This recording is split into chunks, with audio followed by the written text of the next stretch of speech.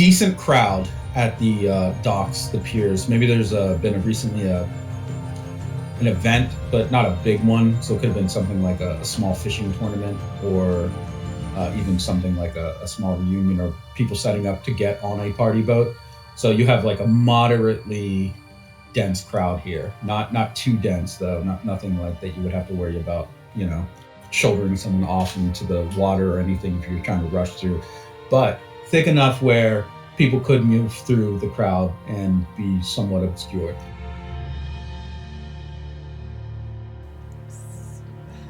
Sorry, what was it we were like trying to keep an eye out for specific? The doctor had a boat called Waterloo Sunset.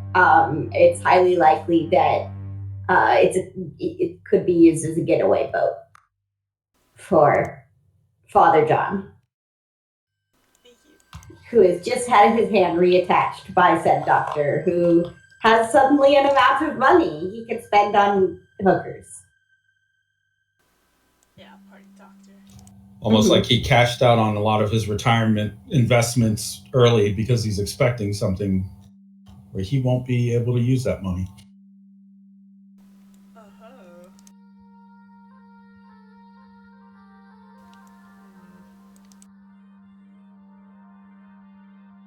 So, yeah, you guys have different options of how you can choose to handle the situation. I would say if you want to try to do a quick scan of the boats, that's probably going to be a roll with a pretty low difficulty now that you have the, you're able to get the photo, I believe, or at least see it. Which one of you wants to be the one to be the spotter here? Yes. Yo. Mikey. Sure. Probably wouldn't even be hard for you because you can just sort of stand up straight, make yourself a little taller, and then periscope one of your eyes, right? Yeah, I mean, he is relatively tall anyway, so yeah, he just straightens up and just takes a look around. Okay. Go ahead and give me a Wanderlust roll.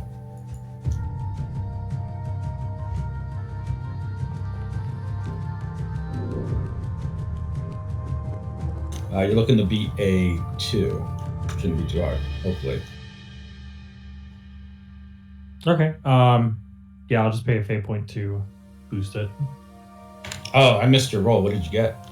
I got a 1. Oh, shit. All right. What do you invoke?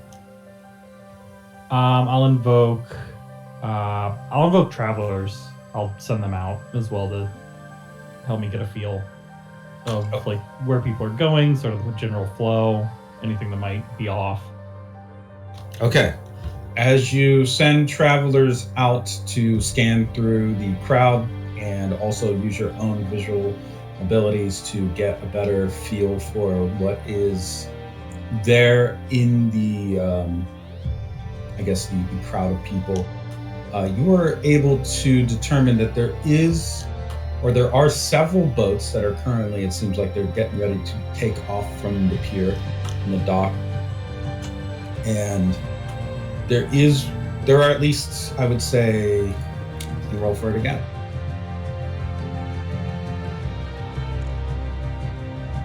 Four boats that have a primarily red paint job.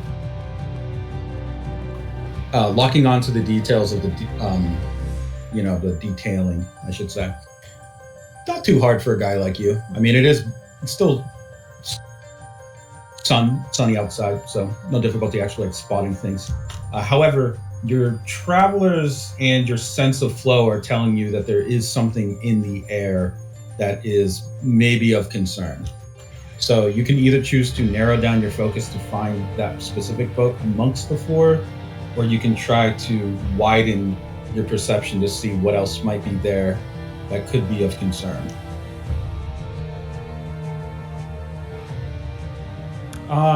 Yeah, I'll widen it out, spread the net. Okay.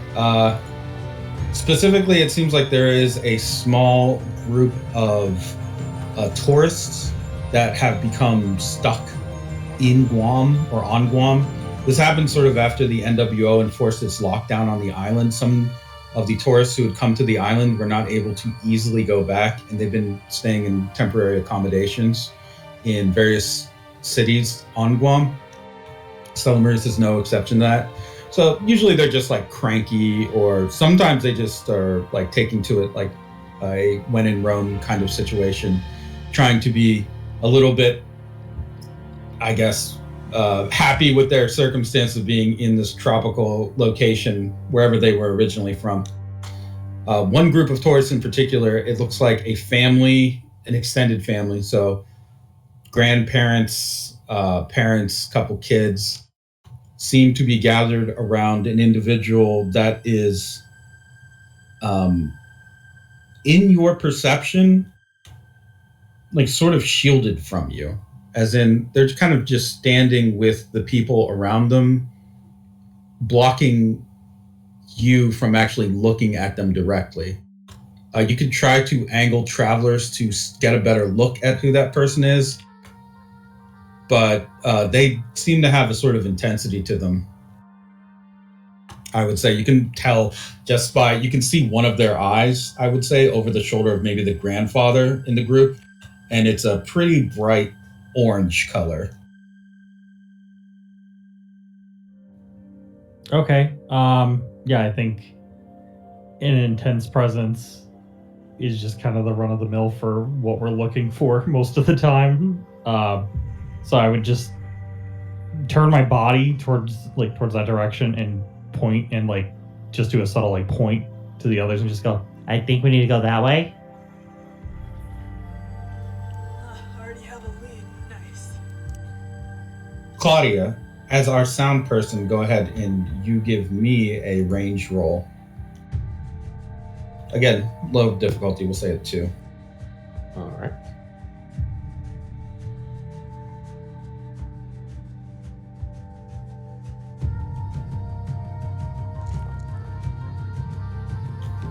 Okay. So the crowd is, we'll say there's a lot of music playing. Volume's what you would expect from an outdoor event. And there's also chatter. There's a lot of people talking and some fairly repetitive island-themed music kind of going. Maybe some older dad rock, things that can be dull other sounds. However, there's very little that can dull the sound of the engine of a boat starting up. And there are several engines starting up. Mikey, I presume you would have at least pointed out maybe to your group whereabouts generally the 4 red boats are that you kind of quickly scanned. Yeah, I think after pointing out the intense direction, I would have mentioned the other ones, since we're all looking for red boats and there's only 4, so that's not hard. Right. Then generally speaking, Claudia, you can hear those engines starting like in that general direction of those 4 red boats. So they're starting up and seemingly preparing to take off from the dock. So far, there hasn't been any chaos or commotion that would indicate which one is the one you're looking for. But Mikey is already directing attention towards an individual that's hiding amongst the crowd on the pier here. So, kind of as a group, you guys can decide who's going to focus on what. Either you can all focus on one, or you can split if you'd like. But right now, it seems like there's multiple things happening at once. A lot of balls in the air with this juggling act, as it were. Plate spinning. So two have to go towards that boat engine sound. For the guy. Well, there's 4 total boats, right? There are 4 total boats. Okay, so one of us could take each boat. I could take 2 boats, technically. You could, but none of these are in the direction of the intense aura that Mikey detected. That intense aura is away from the boats. It's if the boats are ahead and to your right, like further up, this direction is, the person is to the left of your, like where you're currently standing, we'll say. Okay, I say I should split up and get like the least likely boats Claudia should go to wherever the noise is, and Enya and Mikey should go toward the intense aura. Okay. That will be my plan. Anyone object? Sounds solid. No. Okay. Okay. And we'll split you up accordingly. Okay. So, using your various approaches and your strategy here, I speak, you want to split yourself up into 4 different masses that are going to investigate? Yeah. Okay. With Claudia's guidance on that general direction / Claudia at this point Claudia has like some familiarity with like mechanical stuff, right? Like she's been around motorcycles, cars, that sort of thing. Like the percussion of the engines usually can tell you a lot about the vehicle in question, like their state, sometimes how fast they can go without them even moving. I would say both of you, well, let's take a look here at Ice Peak. Ice Peak, go ahead and give me a multi-surgery roll. You're doing a lot of splitting yourself up to do very precise movements and investigations. And then Claudia, you go ahead and give me a secret sniffer roll, if you could. Oof, Ice Peak. I should probably re-roll that. You can if you'd like. I think. Ooh, both of you guys. What's happening today? I would say, Claudia, if you +2 that, you can get some measure of success, though you would do very well to get above 4. And same with you, I speak. Basically, the closer to 4 you get, the more successful you are. As in, each of us get 4? Yes. Okay, I think I'm gonna re-roll using my brain. Is this considered a puzzle? Probably not. Not really. Okay, then I will use the Twilight Depth and just walk right off into the water so that I don't have to go through the crowds. I just can swim toward the boats. They're docked. Re-roll that. Alrighty.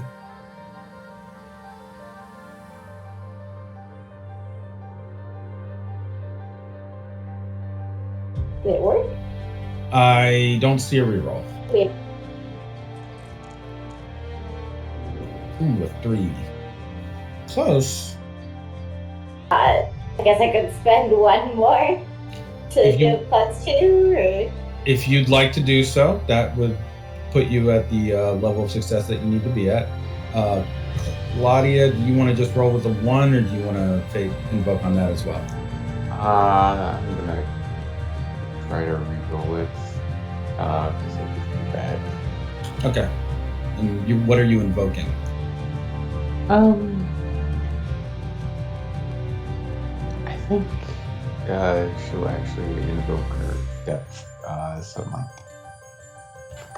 Okay. Go ahead and give me a reroll then. 3. Not bad. Closer to success, but not total success. So with the result that both of you got here, you find that on all 4 boats, there are 4 men with longish brown hair, wearing sunglasses, and colorful coats. Okay. You get this in the split second that it takes for you, I speak, to split, and then Claudia, for you to direct sort of your attention, almost like sonar style, to which engine may sound like it's the strongest. It's likely that would be the one that Father John would be banking on. However, above the noise, it's difficult to tell. You can narrowed it down to maybe 2 of them, the both of you. Like there are 2 boats. Like for example, I speak in one of the boats that seems to be a decoy or red herring.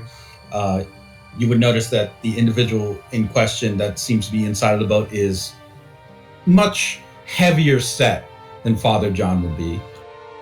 And then in another one, the figure turns their head to look because they think they hear something when you approach their boat, or maybe your slithery eel parts board it. But you notice that they're clearly a lady. Oh, okay. Narrowing your search down to 1 out of 2 boats. So you now have a 50-50 shot. which means I'll let you two decide which one of you wants to roll a 1d2, basically flipping a coin. Do it, Claudia. Okay.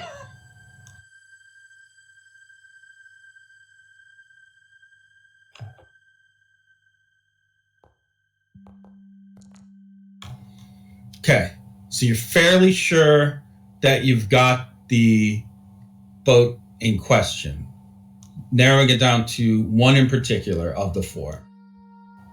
And as the two of you are starting to close in on an individual who's at the consoles and controls, we will return to you, Mikey and Enya. You are approaching the family of Taurus and the intense individual who seems to be hiding with them as a shield. What is your approach going to be? Are you going to try to play it subtly, or are you going to try to just make a beeline, brute force your way towards them? You could just approach him straight on. I was gonna say I don't know about Enya, but if there's like a crowd or anything, I'd like to try and move, like a subtly through people around over, not necessarily making it known I'm coming on them, but like I know Enya is kind of a large gal and maybe can't do that. She's not Team No Bones, so. I mean, I was just gonna introduce myself as an officer and ask them. Hello, other stand user. Yes. Take your hand, yeah. Get him. Okay. Then, Mikey, as you are approaching, you catch a scent on the wind because you're approaching in a more subtle way. Something and you may not have noticed. You don't need to roll for it. Something smells pretty good. Oh. Like a luau, kind of like a smoked pineapple, vaguely pork.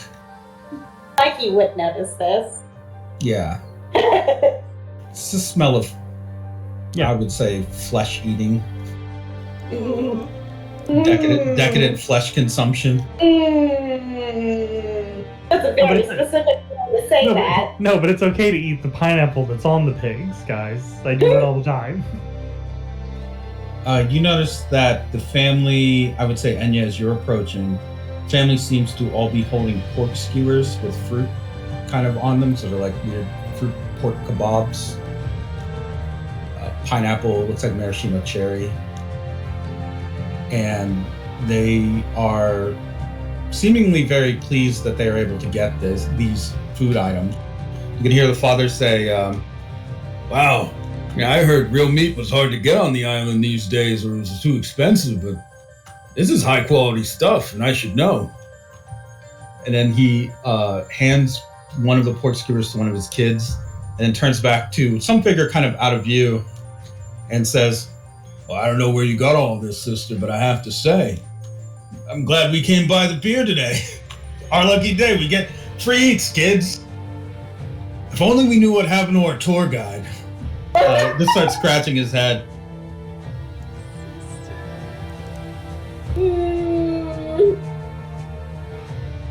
Rip tour guide. The figure in question now kind of like slides into view of your view a little bit, Enya, once you're close enough to her.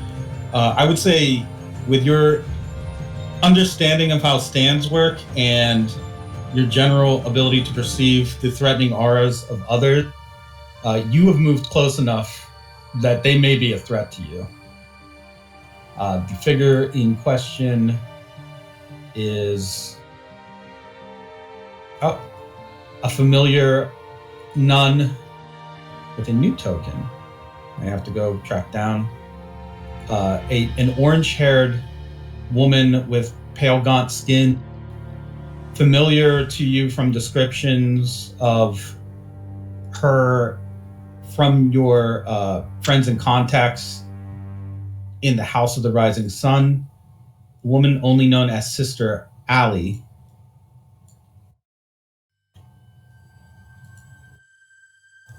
No longer wearing her cloth sheet.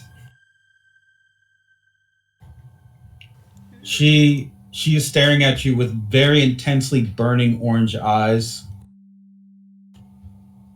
but her hands are seemingly occupied handing out these pork skewers from a basket of food that she has under one arm. The family is already starting to dig in on the skewers. Mikey, she may not have seen your approach yet, but go ahead and give me a slick roll to determine if you are above her detection currently. Cool. Don't worry, she's got a very low gaze.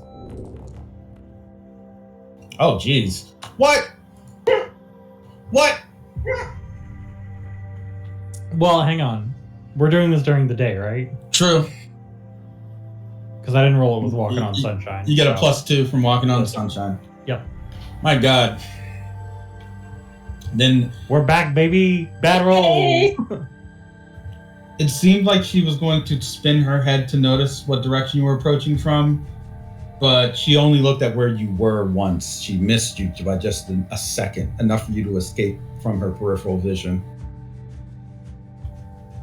Sister Ali simply bows her head to the family. Glad to be of service. Enjoy your day here at the pier. And remember, the Lord walks with you wherever you may go. She hangs her basket by her side and turns her head towards you as you approach Enya. Hey, excuse me. I'm Officer Orinoco, and we're investigating a case involving a Father John. I was hoping for cooperation, actually, if you have a moment. Oh, Father John. Yes, I am familiar with him. What is it I can do for you, officer? Oh, that's actually really fortunate. When was the last time you've seen him? Oh, it must have been a few minutes ago. Oh, could you point in what direction you went last? It might have been this way, She points towards the west. or this way, She points towards the east. or this way. She points with a third hand that rises out from the back of her robes towards the north. Or it could have been this way. A fourth hand snakes its way up from her collar and points vaguely behind her. It could have been any direction. Who can say? Did he say anything? As a matter of fact, he did.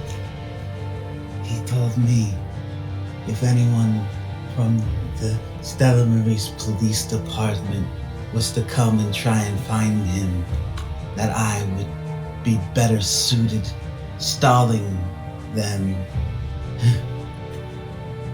I wasn't sure if I should agree or not. There is one thing that might change my mind. She covers her face with one of her hands. If that green boy is around, I'd like to see him. Where is he? Detective De La Cruz. I'd like to have a conversation with him. He seems like he would be a good Christian in the right hands. Your cooperation is crucial in helping us uncover the truth here. Could I maybe promise that afterwards? Cooperation. That's not part of my agreement with the higher power. She kind of like starts swaying in place. I like this area. It's like a buffet. So many tasty people. She really seems like she's a little bit out of it. Could you come with me over, and she'll motion away from the crowd? Away? You want me to go over there? She withdraws all hands within her robes. I don't think so. I guess at this point I have to ask, am I being detained, detective? I didn't want to make a scene, but it's going in that direction, I'm afraid. How unfortunate. She starts to roll her shoulders, producing a loud series of cracking sounds, then rolls her head, almost turning it completely 180 degrees on her neck before setting it back into place. The sounds of bones popping, it really is quite unsettling for a human. At least to produce this is not so great. It seems that I must prove my holy nature right on the water. Perhaps in this way I will be baptized a second time in life, earning true admittance through the pearly gates to stand at the feet of our Lord, to bow and pray and bring such bounties to the people. Yes, that is a dream of mine. Enya, give me a gaze roll.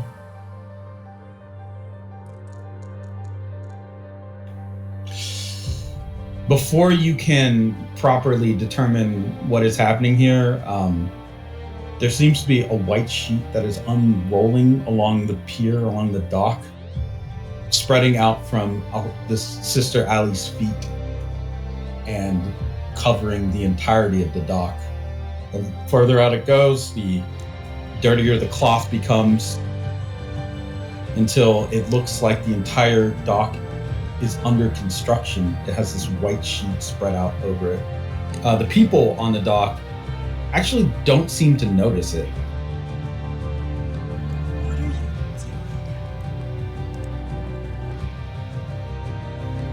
doing? My name is Alsatia, and we've met before. I am the personal chef of the Antichrist, and it is my holy duty to stop you here. You and your friends won't be going any further than this. You will not interfere with our plans, and we will kill anyone who gets in our way. Whether it's you or all the innocent people right here around us. Are you strong enough to handle the consequences of trying to enforce your petty, man-made laws in the face of heaven? Well, let's find that out, won't I? And can Enya, grab her shoulder? Getting into striking distance of her is, well, you can try, basically. Go ahead and give me a connect roll. A 2.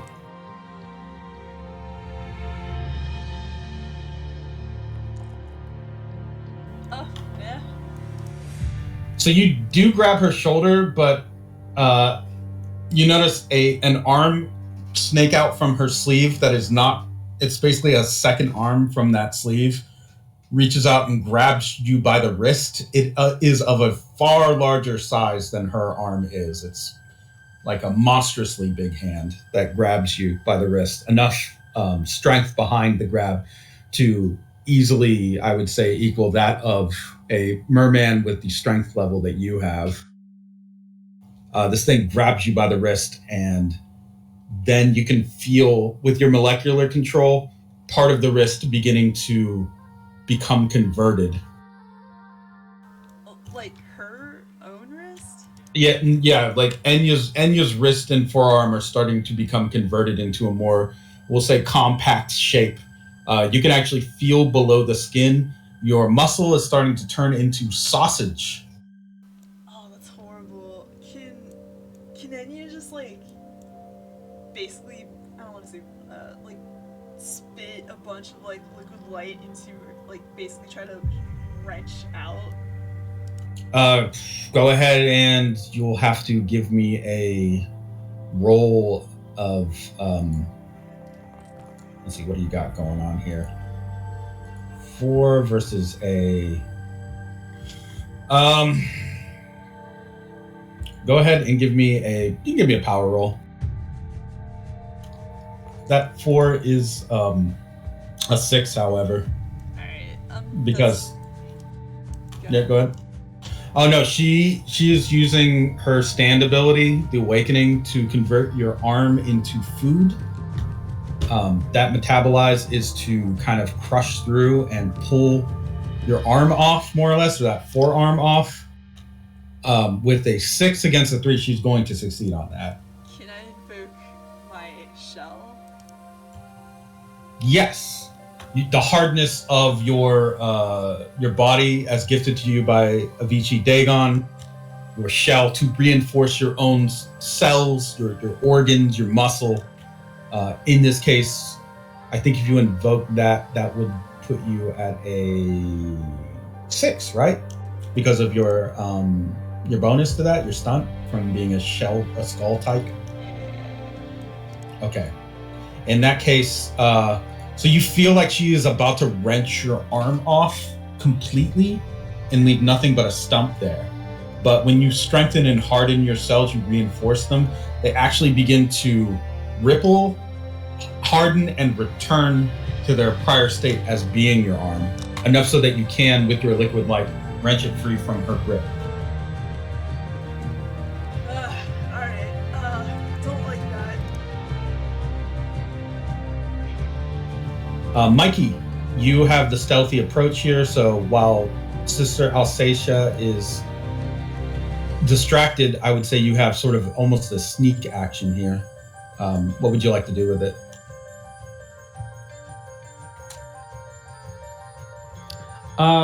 Is there anywhere around that isn't as crowded as this place? Like,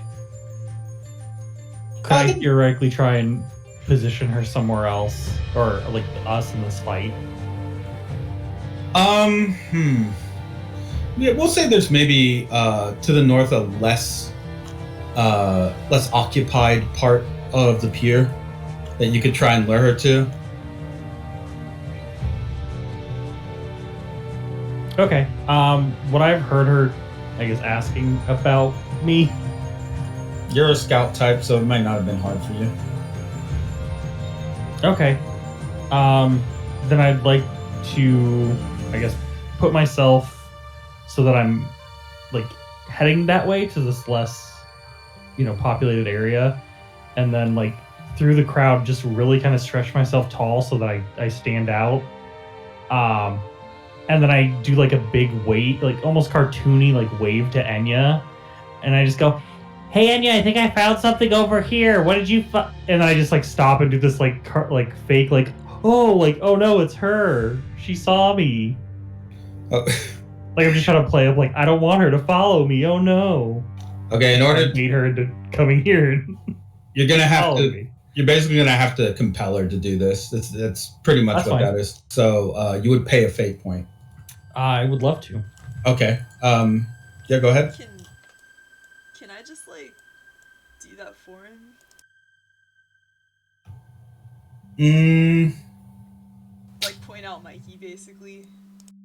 You would be the one giving her a fate point. Let's say that. Couldn't I use my coordinator? Oh no, wait. Because that wouldn't be compelling her like backwards. Yeah, that's more. Well, you can compel enemies with your coordinator, but you kind of took your turn just wrenching free from her grip. Okay, fair. So on Mikey's turn, Mikey, you pay a fate point, putting her up. Okay, I already took it off, so. Okay. She accepts the compel. Yeah. Like staring out at Mikey. She whips her head into Mikey's direction and whips her head back towards you, Enya, and says, "Oh, you were hiding him, were you? Cute. I don't think a distraction would be too much for my task. After all, if I poke out the eyes of your operation, you'll be blind to where you need to go. And then she kind of slams a fist, one of those monstrous fists, down into the pier in front of you, cracking the wood, and launches herself in a flipping forward motion towards Mikey's location, basically springboarding herself. The crowd is already starting to panic now because, I mean, that looks insane. So already people are starting to wonder what the hell is happening with this nun. Oh, shit.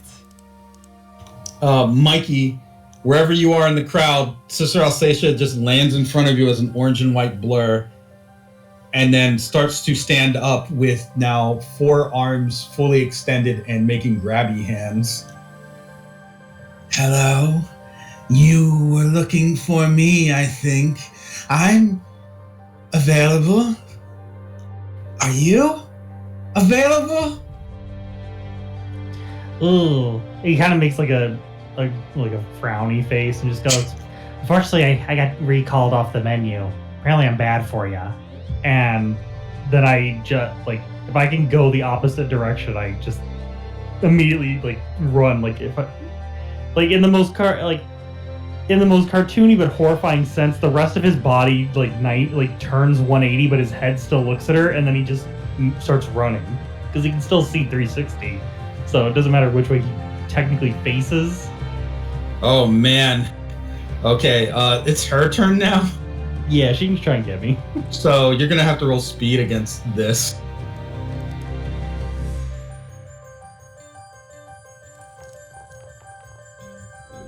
Five. You do have your Walking on Sunshine, I believe. Yeah, that was with. Oh, okay.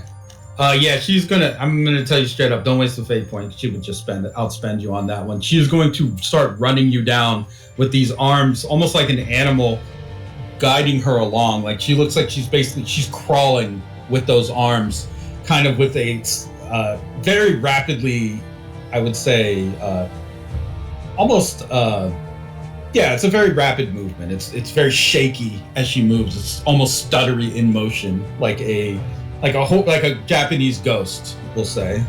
So she just jerky Japanese ghost walk. Yeah, she's doing jerky Japanese ghost walk with 4 extra arms chasing you down. And yeah, that is what you see. Your partner running away from shaky Japanese ghost nun. Oh my god.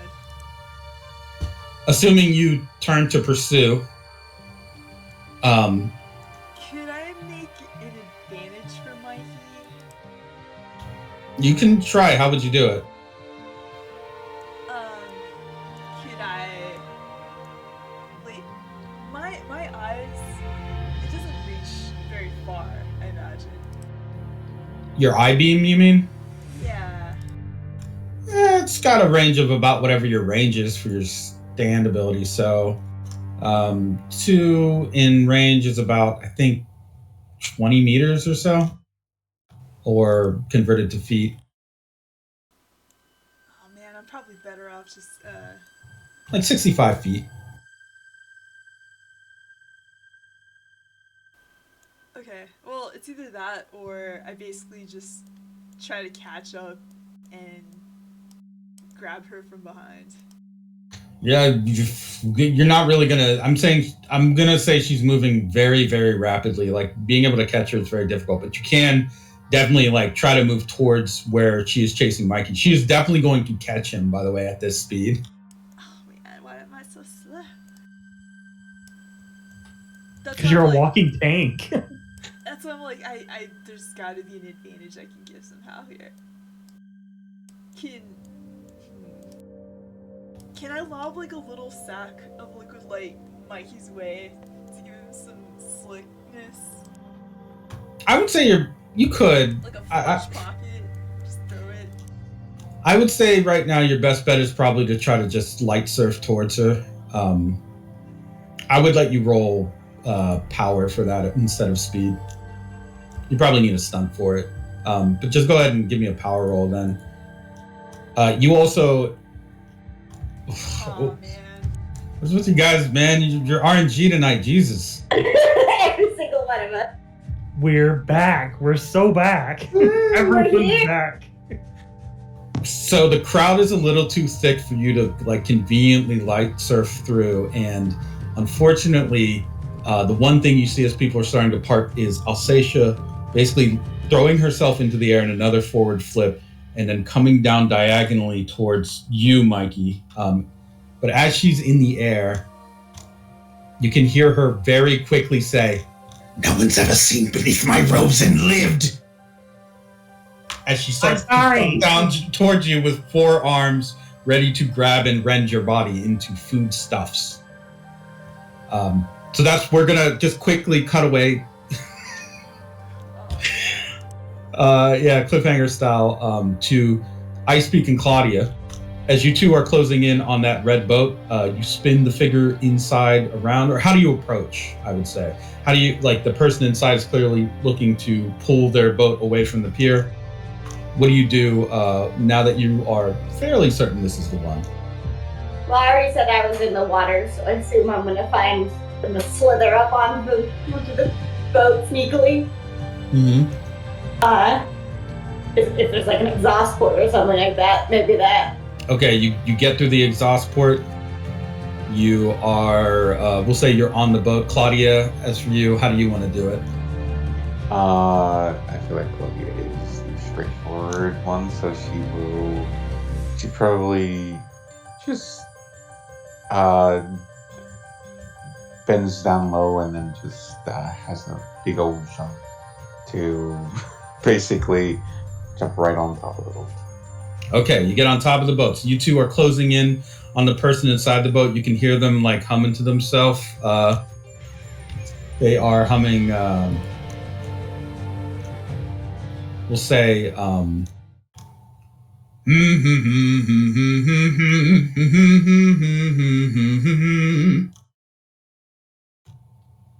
sounds like they are humming Jesus Loves Me. Who wants to do the actual confrontation, though?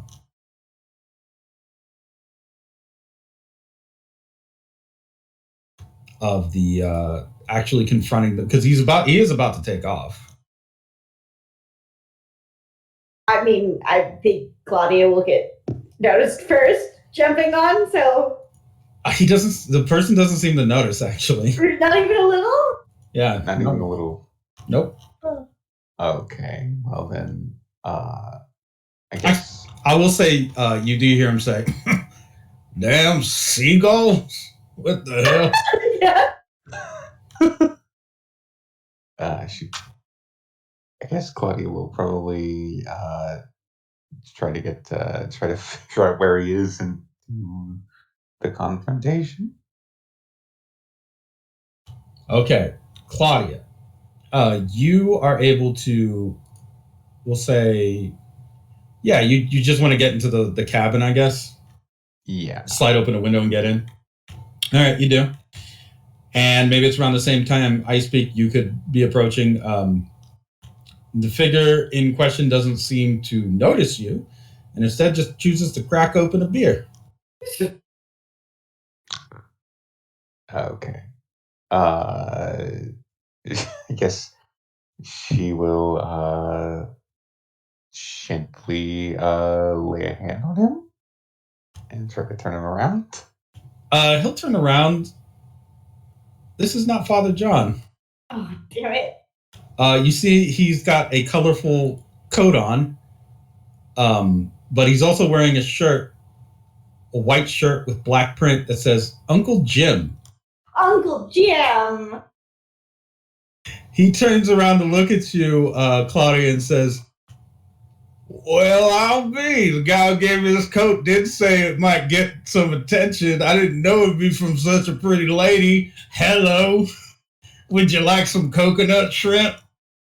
I creepily morph myself out of like the drain or whatever. Say, nope, not the one we are looking for. Whoa, 2 ladies, this is time for a party. You see him bring out a bunch of like the room temperature beers. He just pulls them up from a box. All right, let's go. I got a boat. I'm commandeering this boat. Oh no! You can't do this to Uncle Jim. Uncle Jim. Where And did the according man go that bought this boat from, Uncle Jim? Hold on a sec. He cracks open another beer and then starts to drink it and then points out the window towards a red boat that is currently leaving the pier. Yeah, we are coming, Beringer. Please leave the boat, Uncle John. I think Claudia's just gonna toss him in the ocean.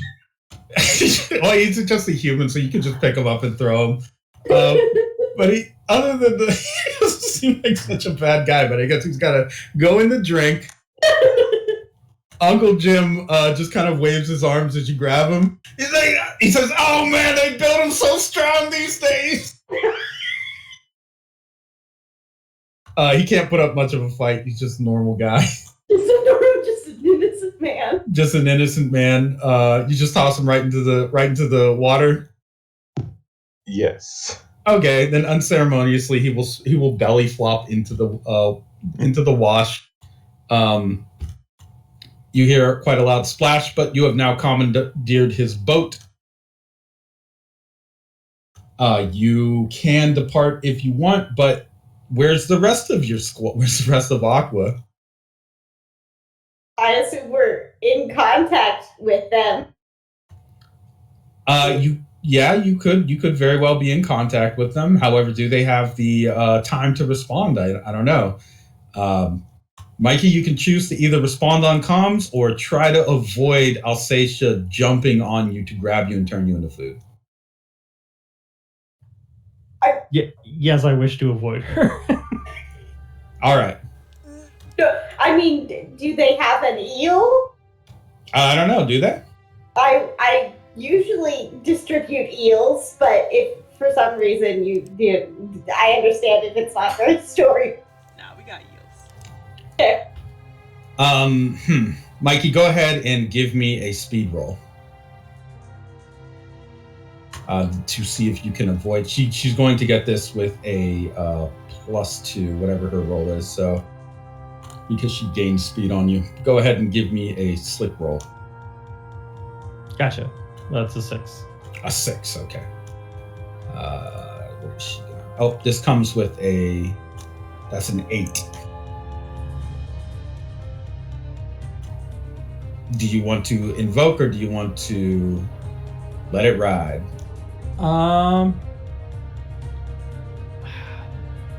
Yeah, I'll let it ride. Okay. She grabs you with 4 arms, 4 hands. It's very hard to escape from her grip, even with your slimy nature, we'll say. She seems to be shaking as she's holding you, almost like she's trying to resist the temptation to completely crush and destroy your body. And then she looks out at the distance at the red boat taking off, and then looks back at you, Mikey, and says, Mission accomplished. I'll see you later, lover boy. Kisses. and then she hurls you like off into the crowd. Just completely just throws you like a javelin. You're gonna have to roll, we'll say, what makes sense for this so that you avoid not crash. You want to avoid crashing into people. You don't weigh that much, but you could hurt somebody. Actually, you don't need to roll because you have anti-gravity and gliding. Oh, perfect. I was gonna say, yeah. Yeah, so can I just I pop out the wings, yeah, you can. the You can underarm wings, and just kind of sail off.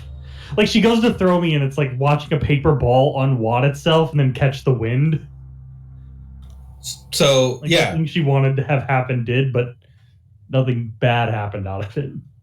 she is already taking off, and that white cloth is retracting once she does. It's pretty much like flowing away as if pulled by an invisible hand. So Enya, you just see her throw Mikey and then book it. She's on all fours, just tearing ass away from the pier. Can I say, like, as I'm being thrown like past Enya, I just go, "Don't worry!" Oh.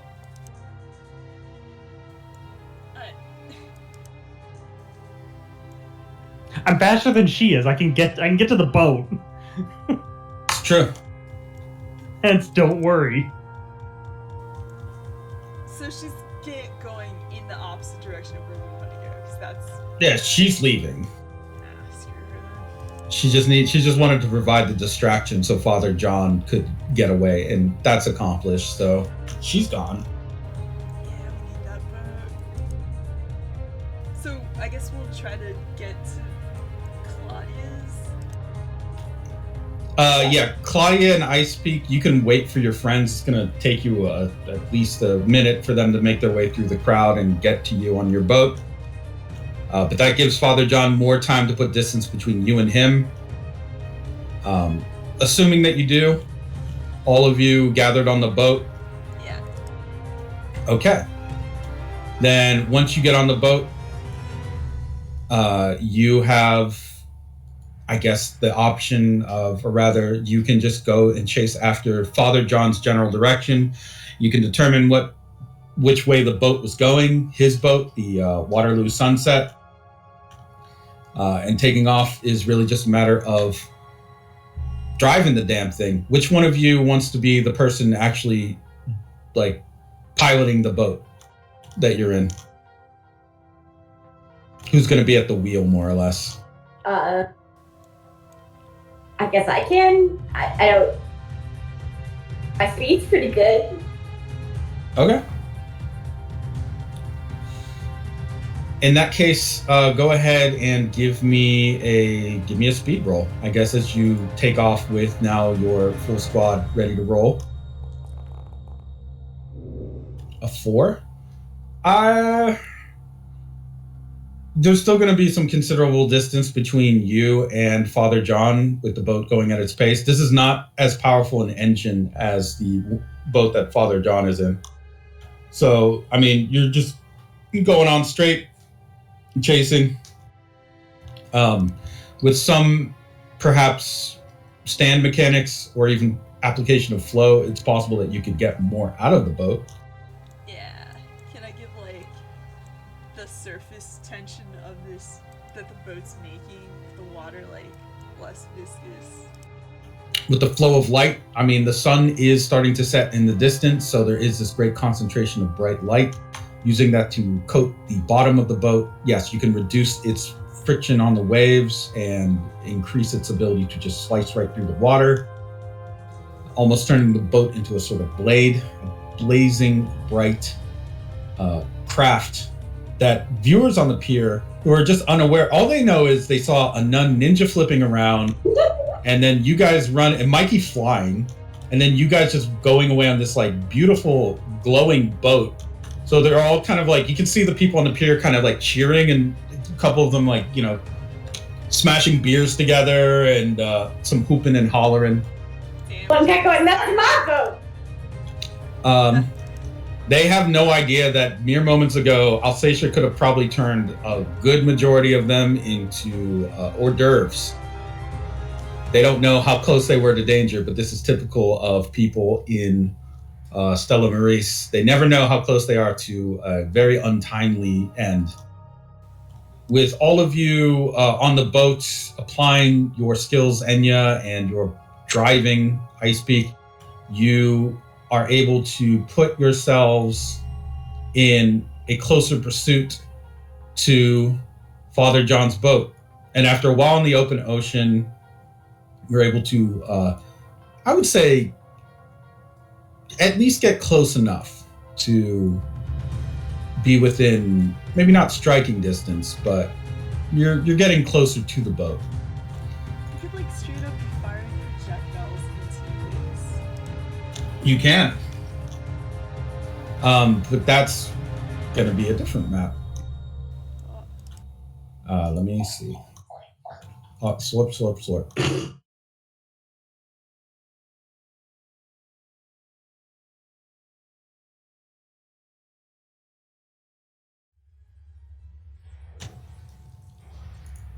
So as you can see, your boat is, well, we'll just give it a different shade of red. You are currently chasing down the Waterloo Sunset. You can see Father John's rainbow coat flapping in the breeze as you gain on him. He looks over his shoulder and sneers, and you can see his four-armed stand, pure comedy manifesting, preparing to project fate-altering light towards reflective surfaces. There are screens all over the console in front of him, enough so that he can get various looks at different events that will or could occur based on the actions that you take. Who is going to be managing, I guess the map or the radar capabilities of this boat, the general detection that they have? I guess. Oh, you guys can't see the scene. 1 second. Yeah, we can't really see. Yeah. It's the stupid lighting. No problem. There you go. Can you see it now? Yeah, relax. Yeah. There you go. So you are beginning to approach. Who's running the radar screen? That seems like, I guess, a Mikey type of job, right? Or it could be Claudia to do the sonar. Okay, Claudia. Using flow of sound and your capabilities, you could probably get more out of these detection systems and their various little sonar capabilities than it would normally be able to output. So go ahead and give me a what do we got here? Hey, give me a secret sniffer roll. You're looking to beat a 4.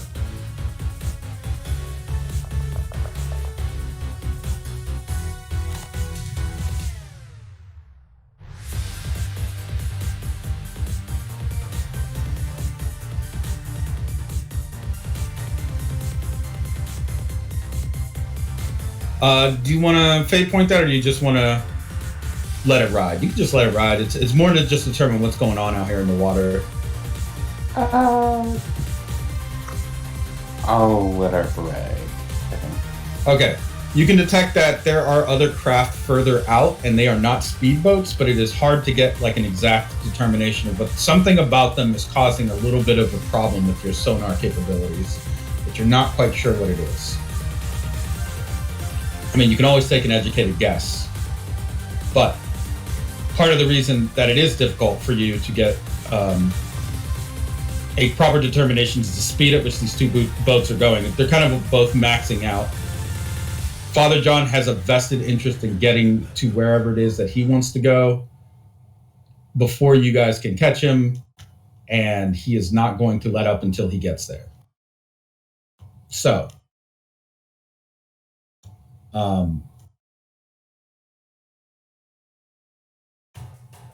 Icepeak, I need you to give me another speed roll.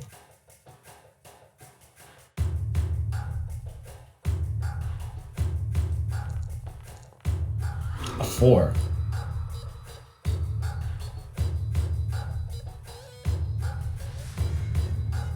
Let's see. We'll just drag him out here from on the field. Father John in command of his boat.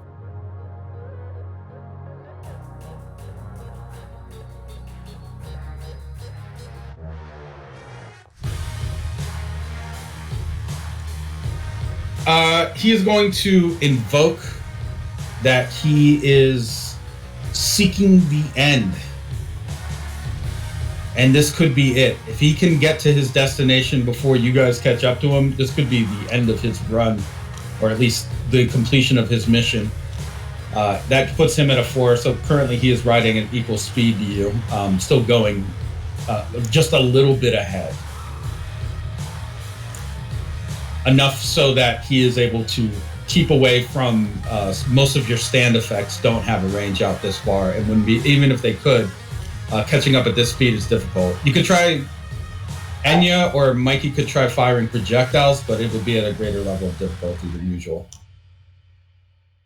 I have sort of that. Can I put electricity into the boat? Like Into his- into my boat.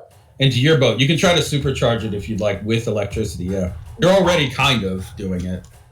Yeah, I feel like with Enya's light, I could also like hold on to the wheel and start to like sort of feel the electricity of the boat and get it working to like mechanical perfection as close as I could, or at least like for speed.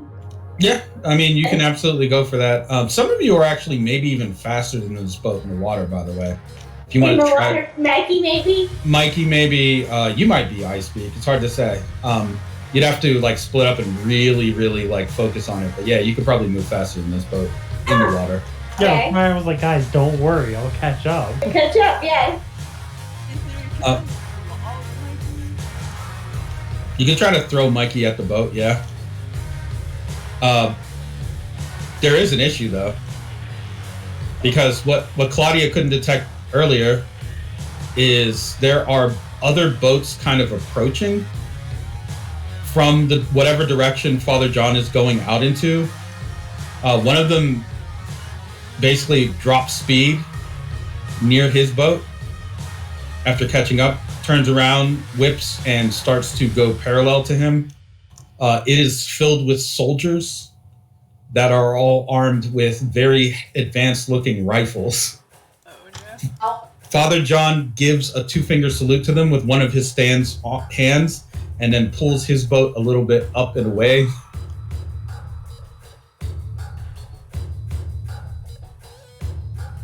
So, on their turn, they are going to roll an attack against your boat.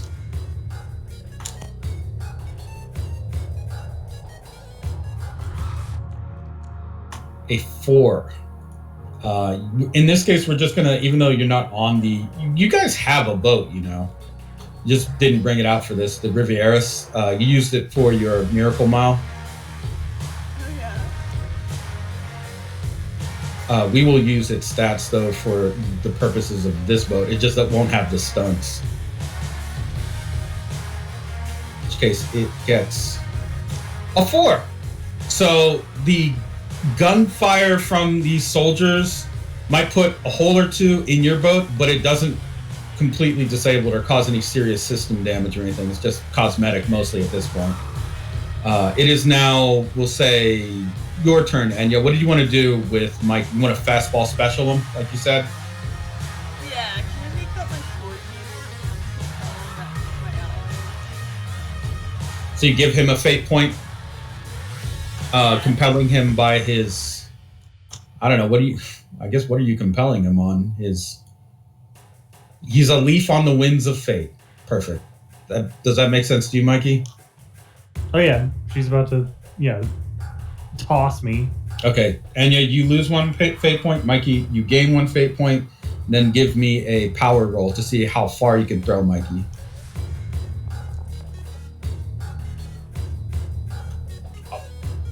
Four. Also, does this count as an advantage? Yes. Alright, can I also put my hope as a place on Mikey? Let's see. Yes, you can.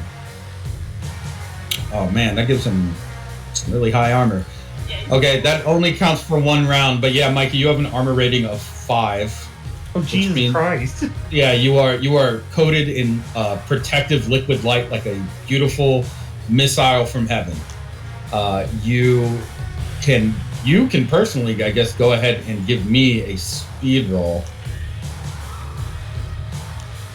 Yeah, we don't usually use armor ratings, but for the purposes of the stunt, absolutely.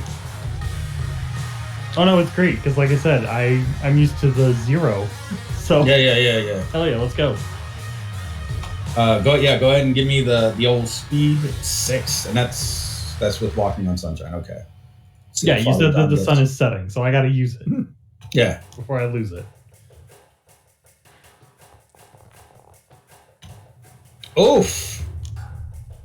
That is a punished roll, John.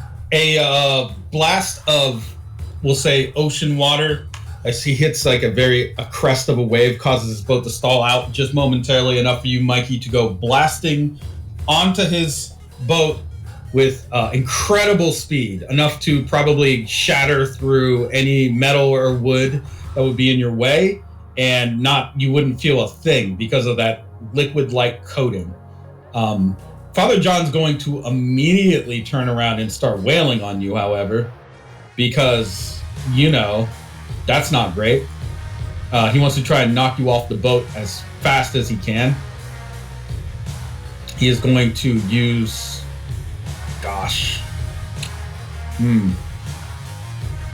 Let's see. He applies a little bit of pressure with two of his stand's arms to try and both grab you at the same time and wrench you and simply toss you off almost in a judo throw. He is going to invoke that his sin is pride. His great sin is that he is very proud. He does not want to look like a fool here as he's so close to the finish line. Because of that, that makes that 6. And then he also gets his stunt, God's favorite customer. And let's see if he gets it. He does not regain that fate point. That puts me down to 4 fate points in my pool. So, Mikey, you have to roll, we'll say, a slick to see if you can avoid him just judo flipping you right off. A 5. Close. It is still light, though, so I think that makes it a 7, correct? Yeah, it would be a 7. All right, okay. In that case, you are able to kind of evade Father John's attempt to just toss you right off the boat. You do have the unfortunate task of now facing Father John solo, though, on a speeding boat. And you can easily see from your vantage point that a second speedboat has appeared and drifted into the scene, flanking Father John. It is going to unload actually at you, Mikey. So the men on the boat turn their rifles towards Father John's boat and start blasting into the cabin. Father John just stands there looking not concerned at all. As you can see on the screens, there are several video replays of him being hit by bullets and then them just like, that effect does not happen to him, basically. But you, on the other hand, are not so lucky. Pure comedy doesn't do that for you. In fact, pure comedy turns that 3 into a 6. Because the effect that he's choosing is the one where you get hit. So go ahead and give, this time it's got to be a durability roll.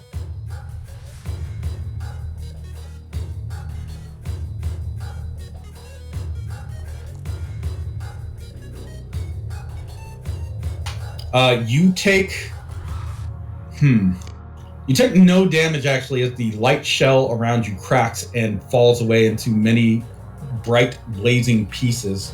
Your armor manages to stop the impact of those rounds, which you can, now that you can see them on the ground with a very quick glance, they are plastic shells.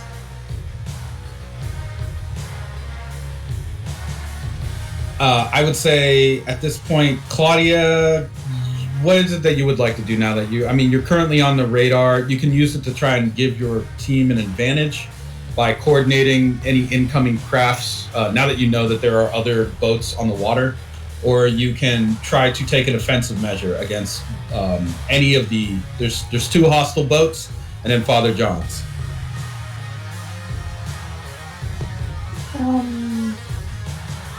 I think she'll try to take an offensive action against one of the boats. Okay.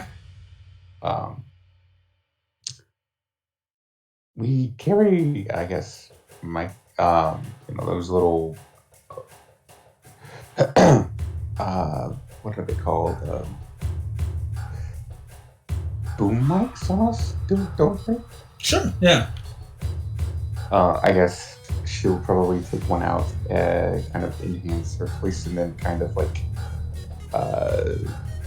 belt out a scream towards one of the boats.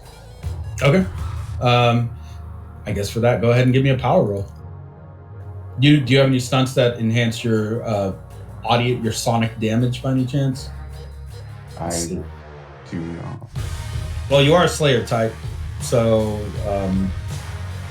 you technically have a weapon +1, and you can cause very serious conditions to those. So it's not like you ain't got nothing going on. But go ahead and give me a power roll. A 1. Oh, Jesus Christ.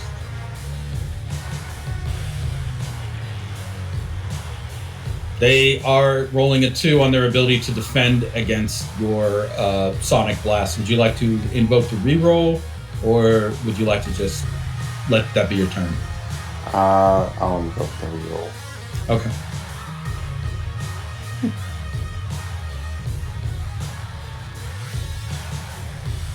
That not go through? I don't see it. Does anyone? I just see the 1. No, it's just press it again.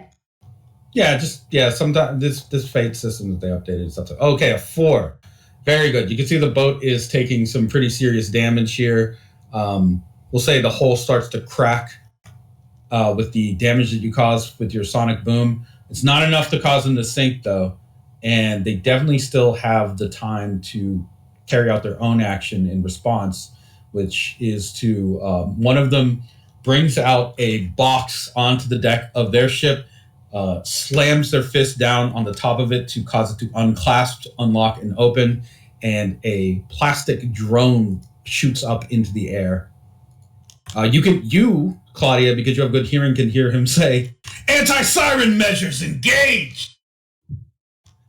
This drone is no ordinary drone. It's actually making a very, very low, deep, humming bass tone as it rises up into the sky and begins to hover its way over to your boat. I would say on their next turn, this thing is going to act, but he did very specifically say it's an anti-siren measure. Ice Peak, it is your turn. What would you like to do here? Mikey is currently fighting on the boat with Father John. He just took a barrage of gunfire, but is fine thanks to Enya's light shield. Claudia just unleashed a sonic blast, but it doesn't seem to have quite downed that boat. You are currently at the wheel. What would you like to do here? I suppose I could try. How far away is that drone from us? It's close enough that it'll reach you within, we'll say, a turn. So I could like whip it or electrify it out of the air? You could try, but it's made of plastic, non-conductive. Okay. It still has systems inside of it. I mean, you could fry it. It'd just be somewhat difficult. Not entirely impossible. It's either that or I split myself in half and I get thrown at people. It's up to you. Do you want to get thrown? Yeah, throw me at one of the enemy people. I can split in half and still be driving. So, you see Ice Peak split in half, and like her male half is driving, and her female half rolls back into her seat and says, Toss me. A little kid. Wow. Uppies, please. I do love the low Ice Peak. Just You can also toss me directly at drone. Well, Whichever you prefer. can I pick up Ice Peak and just throw her to the boat up ahead? Not at the drone. Yeah, you can try to throw her. Go for it. Power of precision. In this case, precision. She's not very heavy. A 4. Let's see what he gets.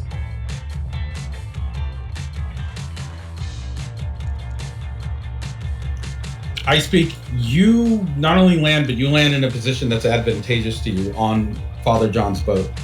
On John's boat? Yeah. Oh, can I immediately just eat the engine? Difficult question. Let's see, actually, if Father John can perceive you. A 3. Roll a slither. You need to beat a 3.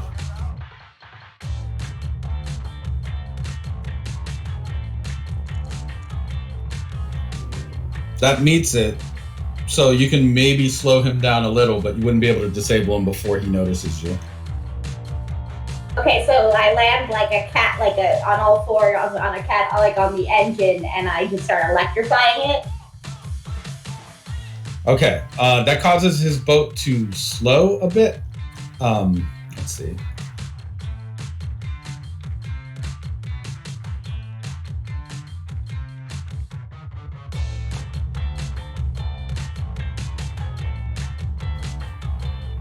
With him slowing down, the cruisers that are flanking him go up ahead a bit, and your boat gets a little bit closer to his.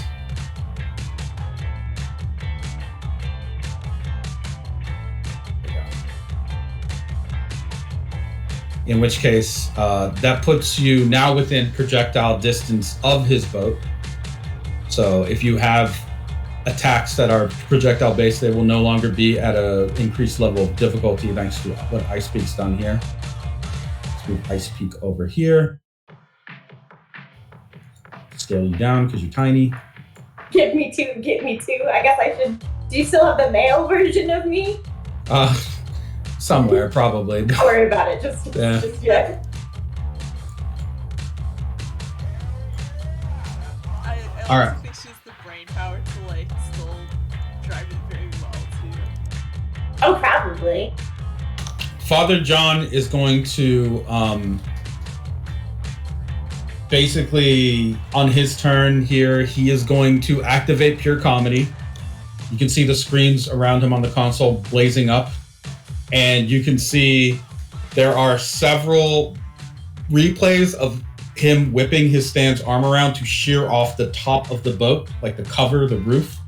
In each one of those, you guys duck to avoid. You quickly snake your way through the metal and glass, and you are avoiding him tangling and twisting the boat with the Stan's hands to try and catch you with it. But because you're seeing those happen on the screen, you can assume what'll happen next. He, with one of his Stan's arms, well, two of them, he shears the roof of the cabin off, and then with a third arm quickly strikes it with his palm, causing it to fly into the direction of you, Mikey, and the bottom of it kind of tilts a little, Ice Peak, and catches you on it, your mass, with enough force and well-angled precision to basically cause the both of you to go sailing off of his boat.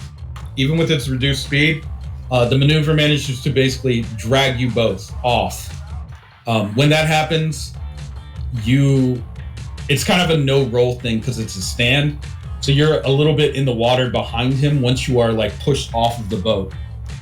At the same time, or when he's finished doing that, he's going to start kicking at the engine that you were just fucking with, Ice Peak, to try and get it back up to full capacity. Both of you are very fast in the water, however, so maybe not the biggest problem. Mikey, it is your turn. Okay. Can I use, pretty much hit the water and just use travelers as, tiny little motors under, the heels of my feet to just go right back? Okay, thanks. Okay, yeah, you can try to come back up onto the boat. Go ahead and give me a slick roll. Okay.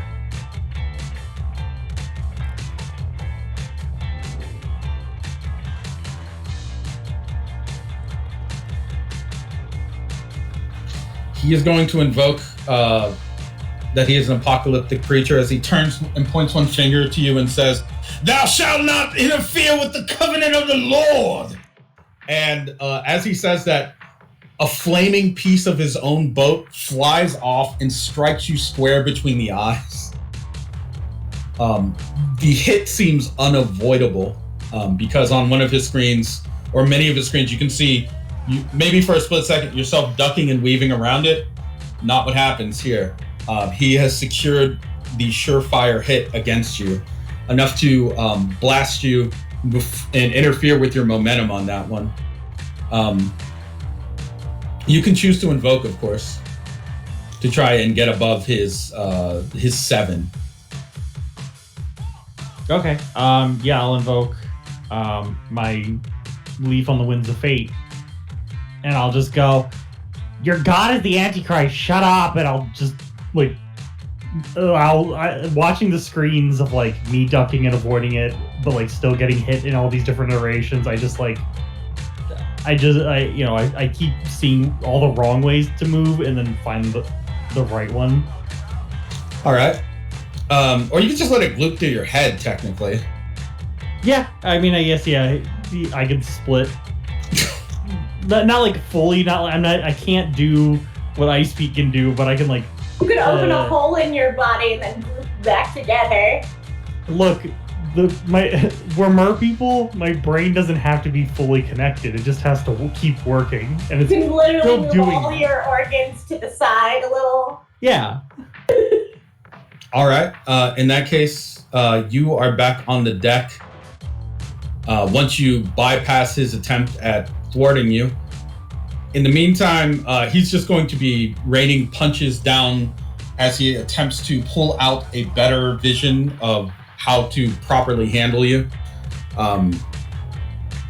That's what he's doing with 3 of his arms. With the 4th arm, he is going to point towards the boat with Claudia and Enya and little Ice Peak on it and release a spray of paper cranes towards them. So that's currently what you guys see. It's just Mikey and Father John having an aura fight. Or probably more like a one-way aura fight where Mikey's just looping around the punches. But a spray of colorful paper cranes is coming into your direction, Enya and Claudia. I'll say, Enya, it is your turn. If any of these cranes hit any of the screens on your boat, like it could cause trouble for you. Yeah, I don't want that. Can I try to laser eye some of these out of the sky? Hell yeah. Attack? Go ahead. Give me a, I guess, precision roll for this. 5. Yeah, I'd say that you're able to kind of laser blast the cranes that would probably make contact with your ship. The other ones are not so much, they're just being blown off on the wind here. I mean, you guys are in high-speed pursuit. But from the midst of these smoking fiery cranes, that drone from earlier finally makes its way over to your boat and kind of starts to hover over it. It's going to release you can see that underneath the drone is an eagle head, almost like formed into the bottom of the drone that cranes down towards you guys, opens its beak, and reveals a mesh speaker filter. And it really starts to kick on the bass as you can hear it pretty much warm up and say, "But I'm proud to be an American," and just blast.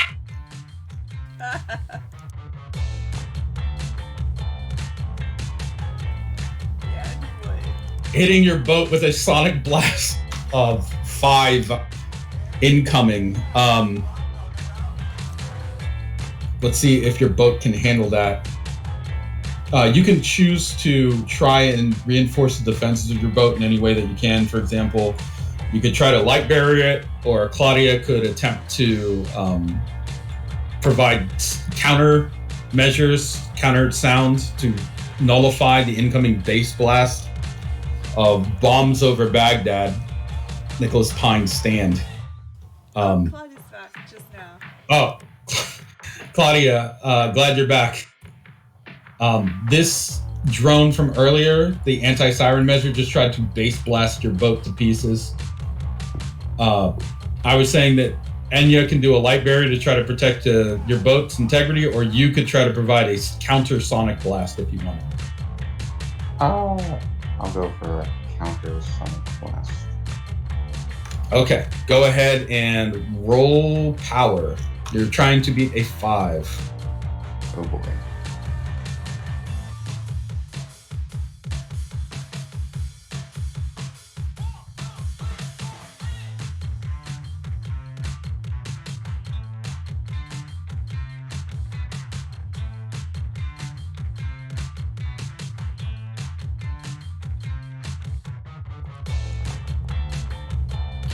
A 3. If you like to invoke, you're going to let it ride.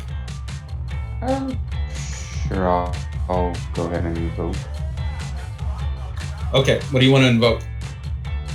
I'm going to invoke her voice slayer. Voice Slayer. Let's see. Okay. In that case, yeah, you amplify your abilities gifted to you by your creator and your bloodline and heritage, and are able to reinforce the power of your vocal cord to basically counteract or meet this drone's blast, keeping your ship from being damaged.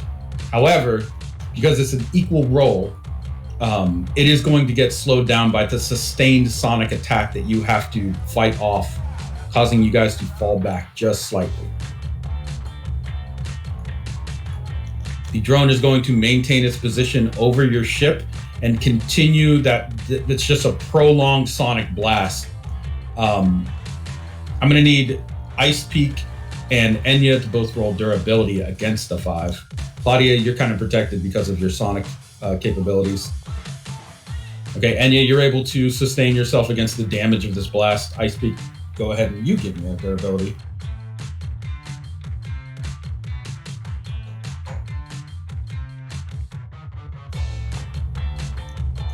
Ice, cold point.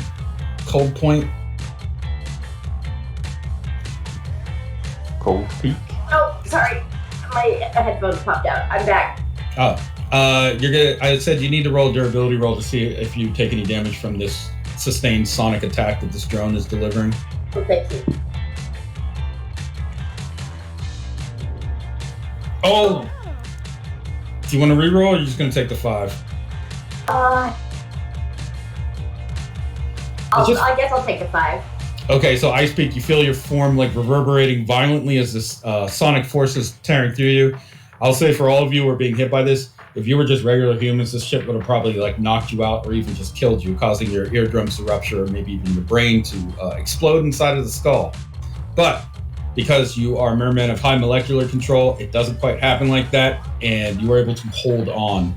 Ice Peak, you are taking some damage, but you're able to absorb that impact through your molecular control. I feel like the little boy I speak that got hit by this is starting to lose human form, and though she's still driving, she's a bunch of eels now and looks way like her insides are squirming. Right. Claudia, what would you like to do on your turn here? I want to get this drone out of the way. All right. How would you like to do that? You just fire off one of your shell knives. You could use a grenade if you want. You got some options. Yeah, sure. Toss up a grenade. Why not? Okay, you pull the pin, throw a grenade. Go ahead and give me a precision roll. All right.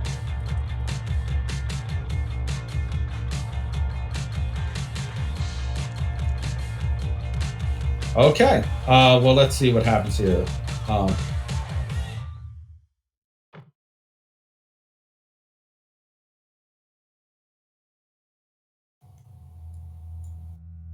The drone pauses and considers its action. What was it manufactured for? What was the point of its existence? Rolled off of a factory line in some obscure country in Eastern Europe, originally intended to help farmers, was then repurposed for war, and then left in a factory for years.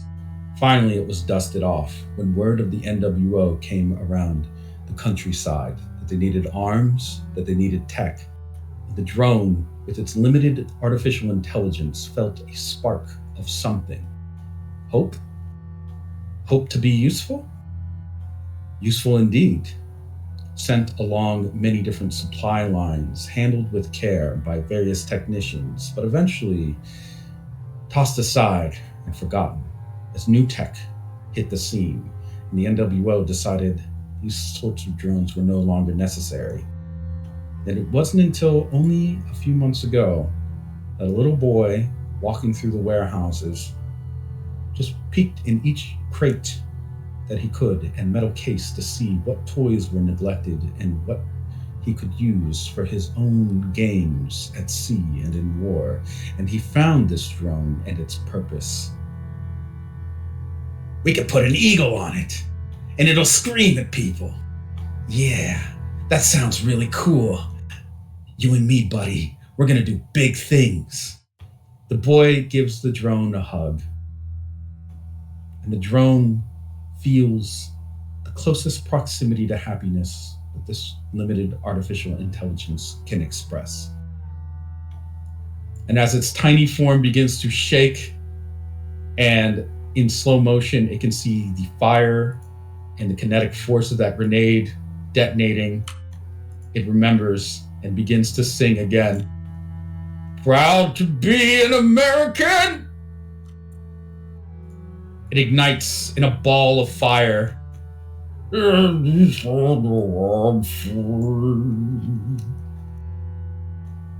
it just drifts off into the ocean. Its last song, one of pride.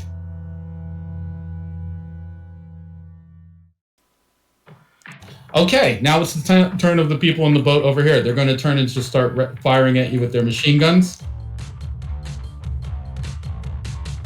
Okay. They are firing at your boat. Let's see what it gets.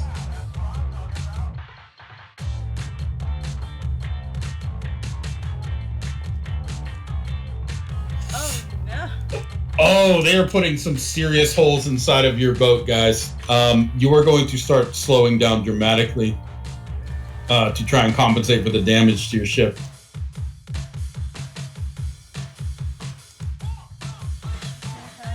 Can I use my turn to attempt to defend the boat, actually? It's kind of just the boat's durability as a passive roll. Okay. So you just, unfortunately, just take that hit. You did take care of the drone, but it seems like as long as these machine gunners are up and firing at your boat, they're going to be able to slow it down with further damage. And if they land another hit like that, they may be able to take your boat out entirely. You guys are fast swimmers, faster than humans, but you're not as fast as Father John's boat or Mikey and Icepeak. So you're going to have to probably focus on taking out those gunners if you don't want to get blown up. In the meantime, I would say, Icepeak, it is your turn. What would you like to do here? One half of you is currently in the water. One half of you is on the boat that just got lit up like Swiss cheese. I know our boat is about to go, so I think the best option is to try to still disable Father John's boat. So can I attack the rudder underwater?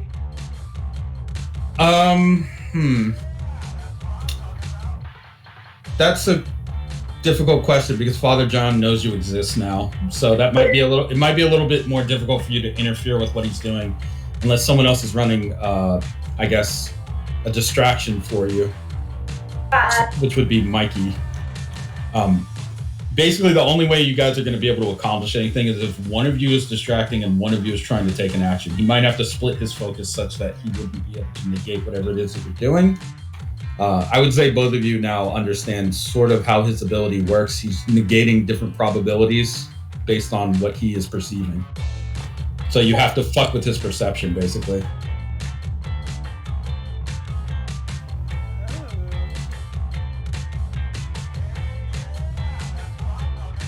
So So we have to do some sort of dual move where Mikey like covers one of the screens.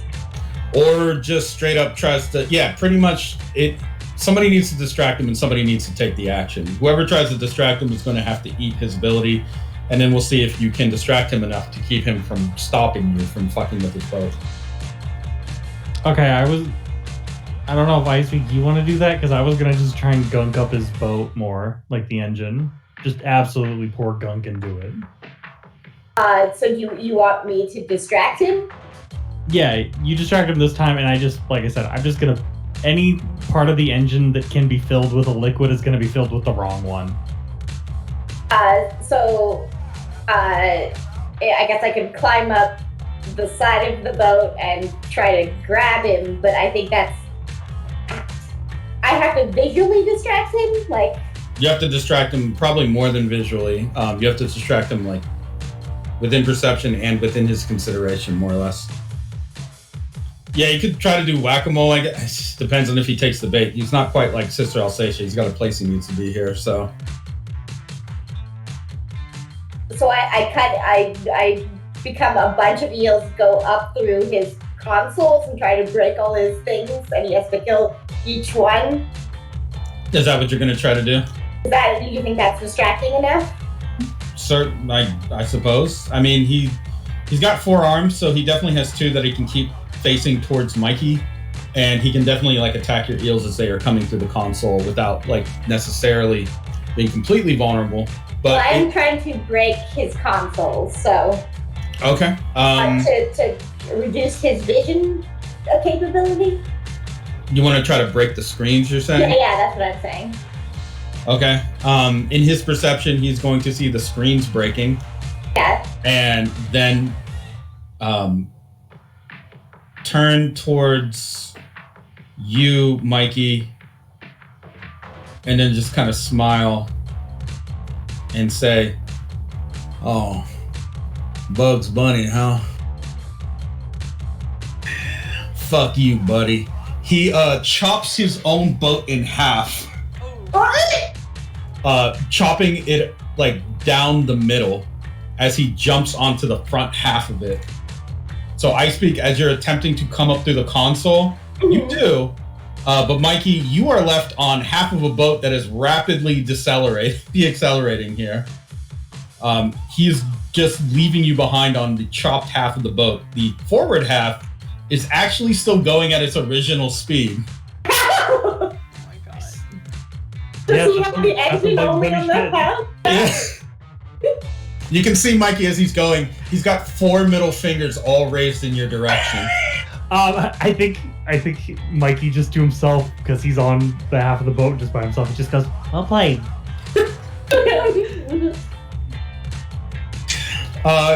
I speak. You could still come up and try to fight him, but without Mikey there to provide counter distraction or take advantage, it may just be more a matter of keeping him occupied. Still, you could crawl up to, he is aware that you're going to try to break through the screens, which by the way are just now flickering. They don't need to be active for him to actually use his abilities. He just needs the surface. True. Oh man, I don't.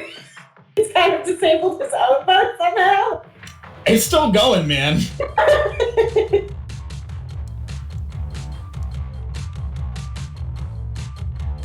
Wait, so it's only on the possibilities that it can be? What's that? Can I overwhelm him with possibilities? I would say you're... Yeah, because if each eel is a separate possibility. If each eel is trying to attempt a different... She's basically trying to spam him with pop-up ads. Can I spam him with pop-up ads? Hot eels in your area. Hot eels in your area. Hot eels in... Dr. Eels hate this. One simple trick. You can make the attempt, but he is not quite so flappable, I think you'll find. So, I mean, you'd have to come up with something a little bit more creative than just pop up like whack an eel to bypass what he's doing. You'd have to think of it as like trying to bypass King Crimson in a way. That's not too far away from what his ability is doing.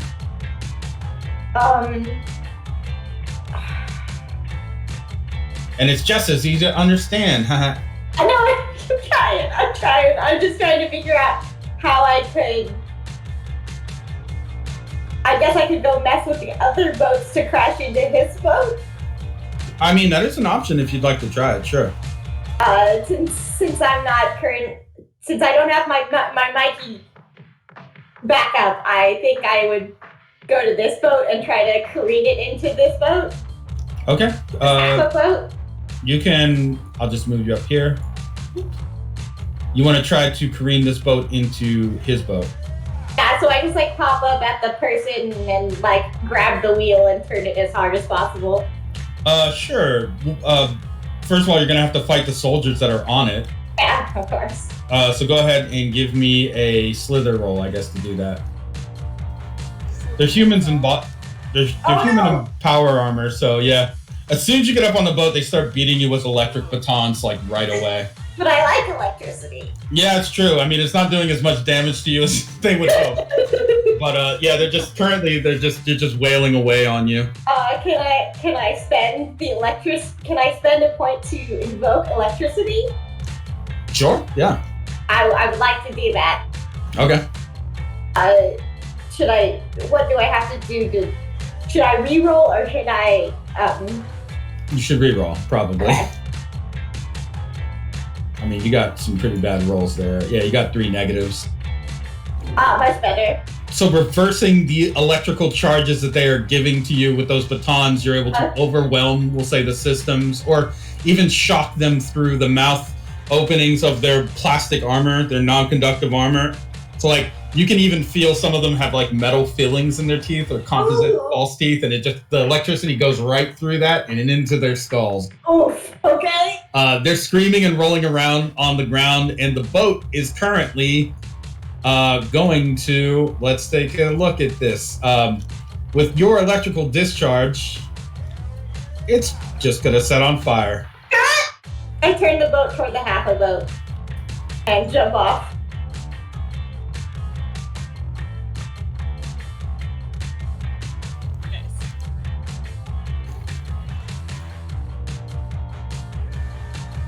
Okay, see what Father John does against that. I guess I do push the people into the water. I assume they have floating devices. Yeah, everybody knows plastic armor notorious for being I don't know.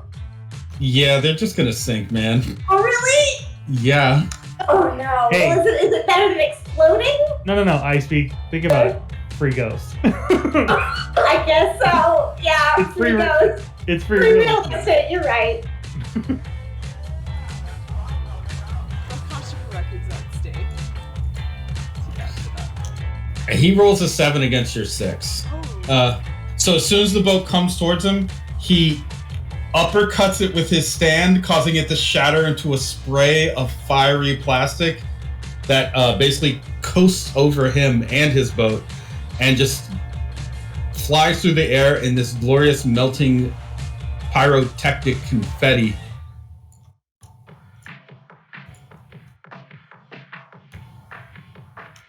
Your boat maneuver at least took out that boat so that it doesn't keep firing at your friend. You got that going for you.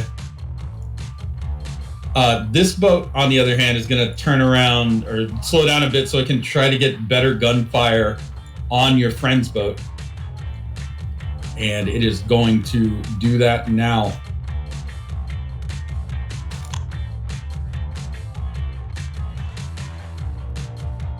With a 3 versus a...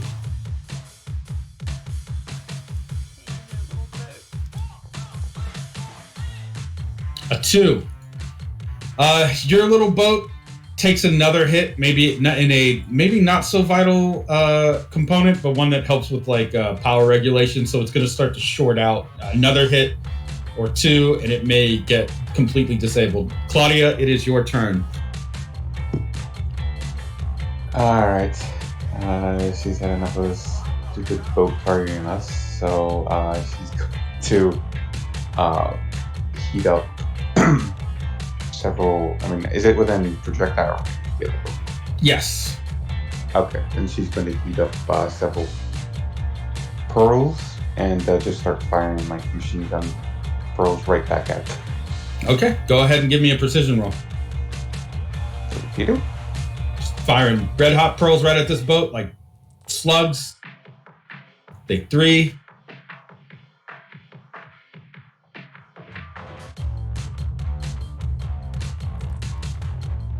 Versus a 2. This boat is going to start. I mean, those bullets fly right through it, hitting some of the fuel tanks, causing it to start to ignite. It isn't completely taken out yet, but it could be very soon.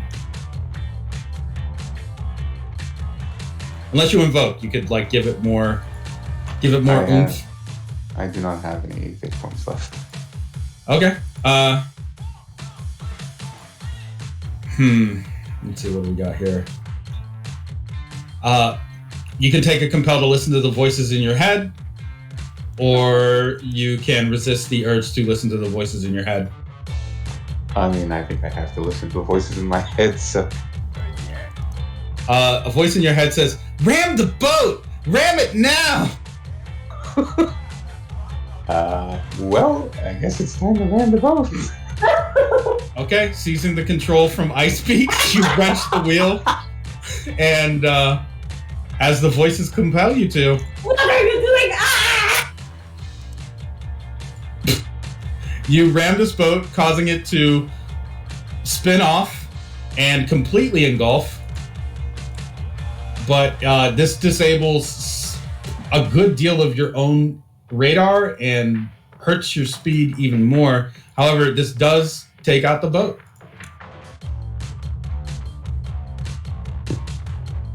Listen, the voices in my head said to ram the boat. Ram the boat. You get 1 fate point back. You don't always listen to the ghosts in your head. It seemed like a good idea at the time. All right, Mikey, you need to avoid. Father John currently is throwing like heavy chunks of metal into your direction that are sharp and finely tuned towards actually hitting you due to his ability to manipulate probability and fate.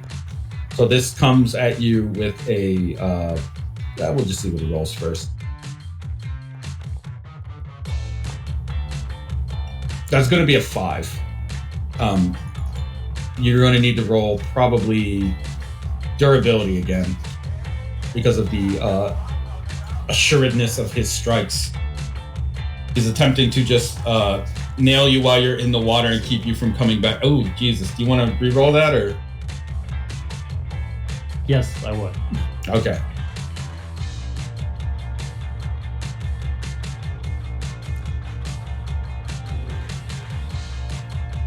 Wait, did you just re-roll a 0? What did it roll? Wait. You're not rolling any dice. Wait. Oh, yeah. So it's a 2 again. I don't know why I did that. Yeah. Okay. Weird. Okay, so that's a 2 instead. He is going to invoke that he is, again, proud. And then he's going to invoke, as the good book says, to turn that 5 into a 9. And point to you and say, "Ashes to ashes, dust to dust, bastard." As the blades that seem to miss you bounce off the water and then fly into you from your flank. The burning hot wreckage of the ship making contact and piercing your body with supernatural precision. Normally, under the terms of molecular control, this wouldn't be so damaging, but because they are being compelled by a supernatural force, it's almost like they have an anti-merman quality to them, enough to cause you very serious body damage. It would take 7 shifts of stress. Not enough to kill you. No. Just yeah, I was gonna say I'll take the 5 and a mild consequence. Okay. Your mild consequence is you are hated by Father John. And just hated? He really doesn't like that you clowned on him earlier, man. It's really hurt. Hey, guess what? You better not do it again. You suck, Father John. I'm coming after you. No, damn it! I'm on my Looney Tunes shit. Oh, Mikey, it is your turn. You are very quickly being left behind. You are a very, very fast swimmer, so catching up actually is not as big of a problem for you as it might be for other people.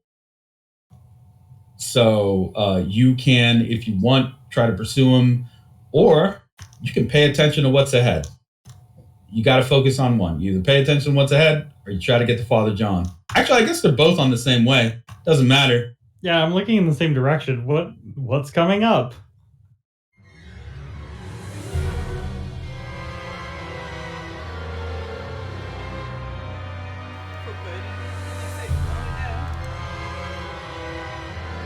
The front half of a very large warship has come into view. It is gliding along, sort of following Father John's path. And on its deck, a figure emerges with his arms crossed.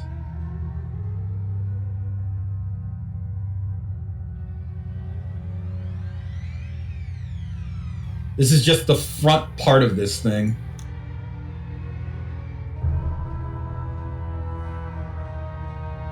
He takes out a small microphone and then taps it once, causing loud pop sounds. Is this thing on?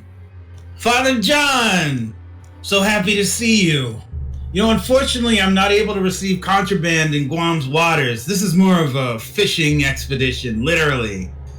I can only just legally catch fish until you make it to the finish line. But if there were certain fish in the water that were bothering you, I might be able to use my fishing lasers to catch them more efficiently. Or should I say, efficiently. Man the lasers! I want seafood. Kill them, bread them, and turn them into fish sticks. You can see on either side of this ship, lasers are starting to indeed blaze to life here. Nicholas just starts clapping with the microphone in his hands. Make it to the finish line in international waters, John. Now you've got all the help in the world. Even a loser like you could do it with my help, idiot. Father John looks extremely pissed off here. You son of a bitch, just slow your boat down so I can get on it. I've only got half a boat here, Nick. What the hell are you doing? Nicholas Pine just starts digging into his ear with his pinky finger and then pulls out a thumb pin, like a thumbtack, and then flicks it off into the water. Sorry, couldn't hear you over the sound of incoming fire. He's going to start blasting lasers into all directions. You guys are going to all need to make durability rolls against this incoming firepower.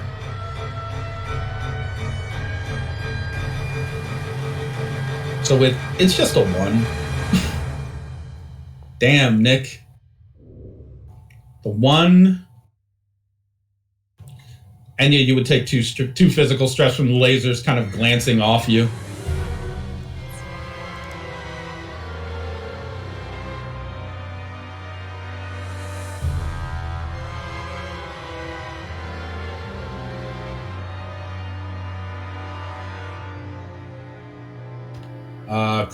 Claudia, I need a durability roll from you. Damn, we're all getting like some form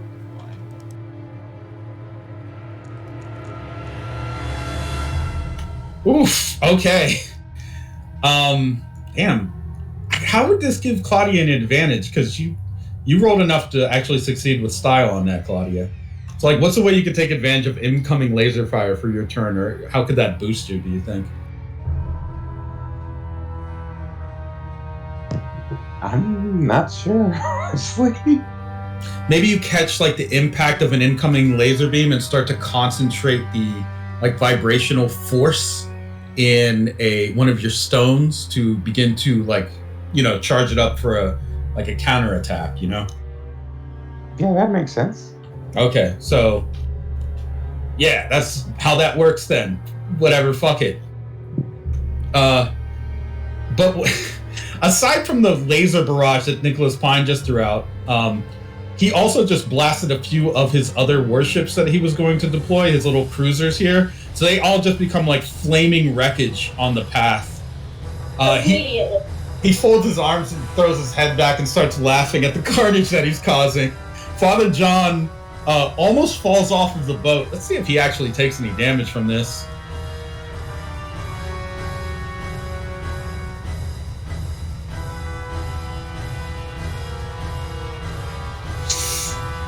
He manages to duck out of the way as he sees several screens of himself being decapitated, shot through the chest, just engulfed in flames, and then looks back up at Nicholas.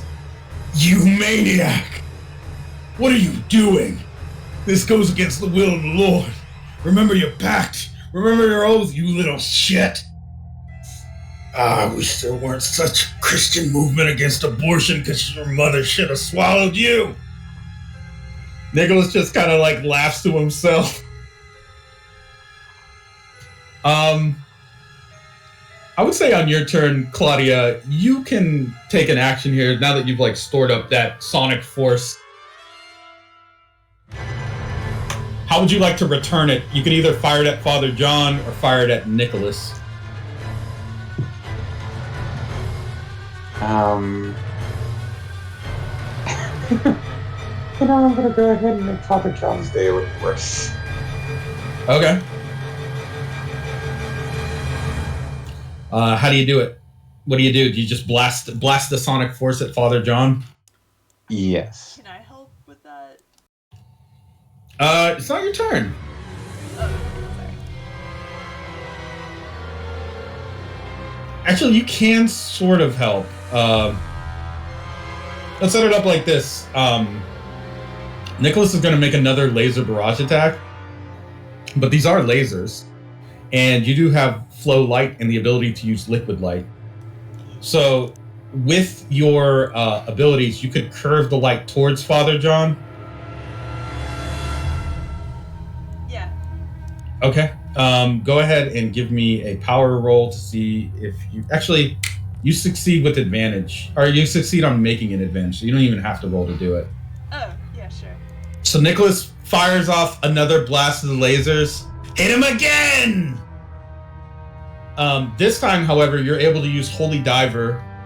How does it look? Does Holy Diver spin its sword through the air, or how do you imagine Holy Diver is manipulating the laser fire? Actually, that's perfect because the sword is like reflecting. Yeah. Okay, so you're able to start banking some of those shots, reflecting those shots towards Father John. He is quickly trying to, again, use his probability manipulation to keep those blasts from hitting him.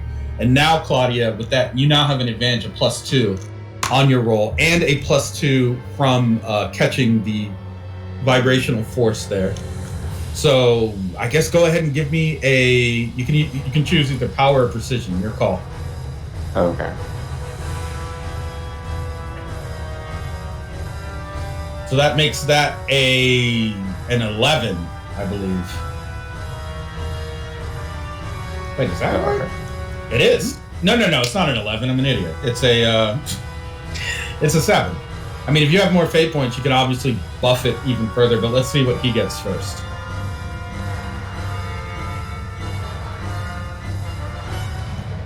Ooh.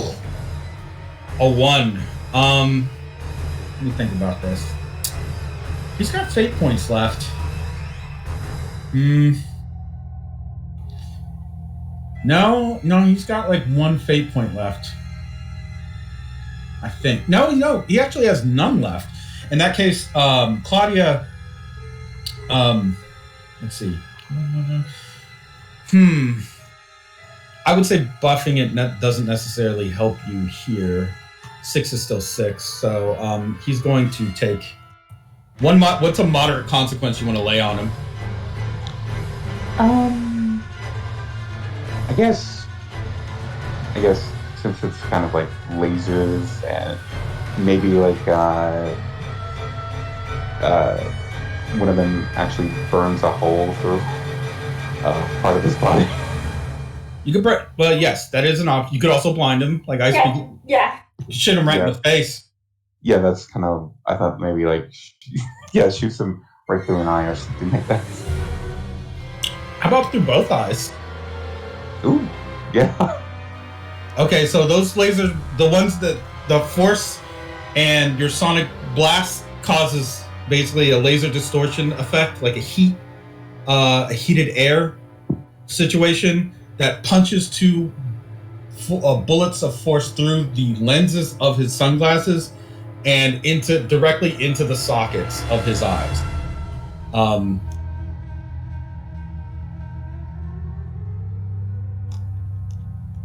He is sent reeling and then clings to the front of the boat as it goes, but it's starting to slow down. Nicholas Pine kind of just like gets back on the microphone. Oh, well. You know what they say, Father John.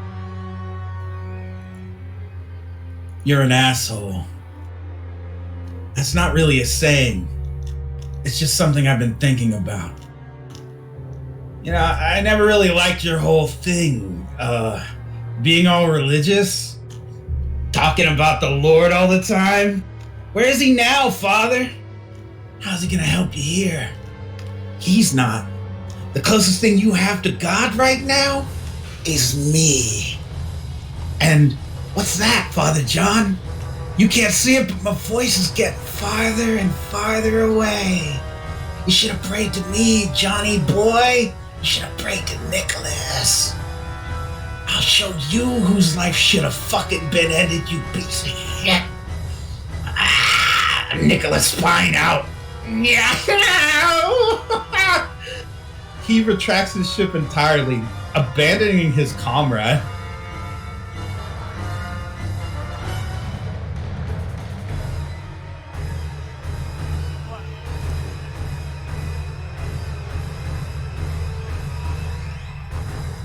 Father John now clings to the front half of his ship.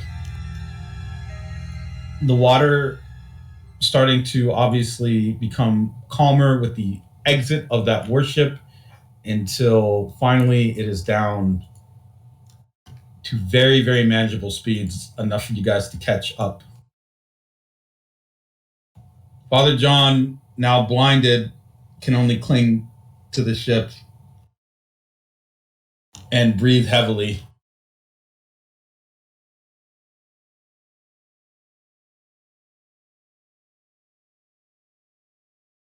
I give up. I surrender.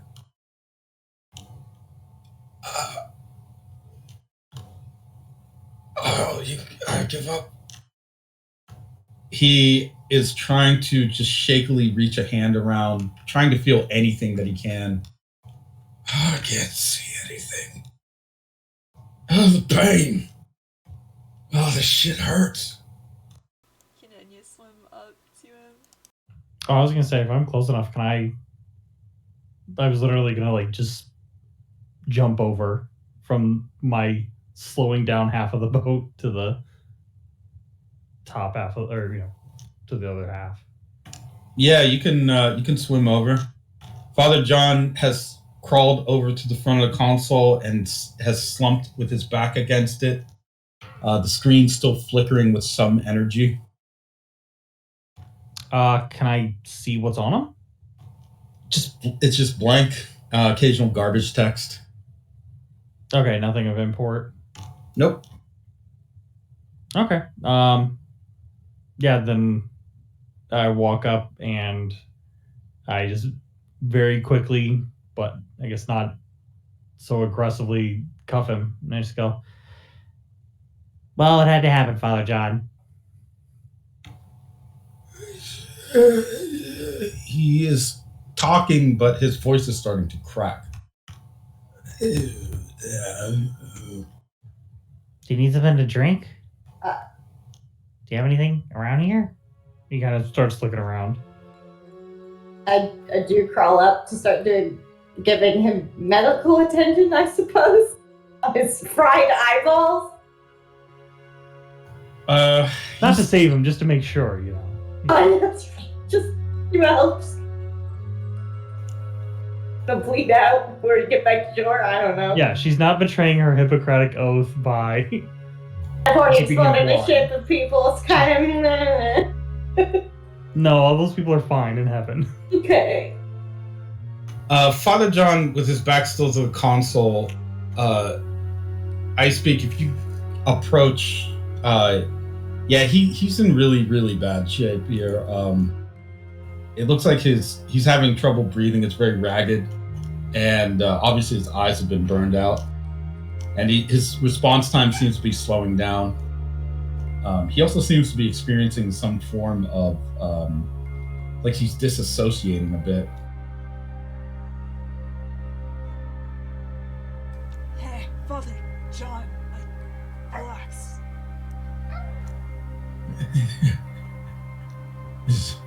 Is that you, Honey Bear? I got back early from this church.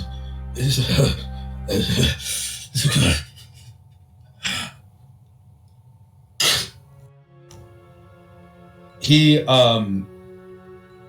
starts to, it seems like, convulse, and part of his arm actually falls off, hits the deck, and shatters. Oh, what?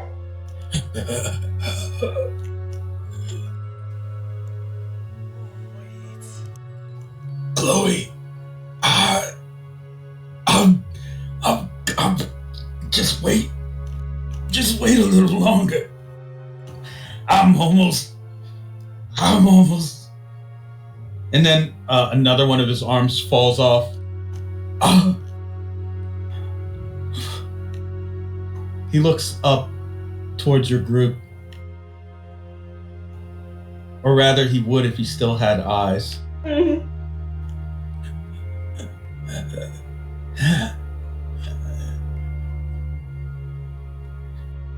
God, don't forgive a loser, do we? And then his lower half separates from his upper torso, falls to the ground, and shatters.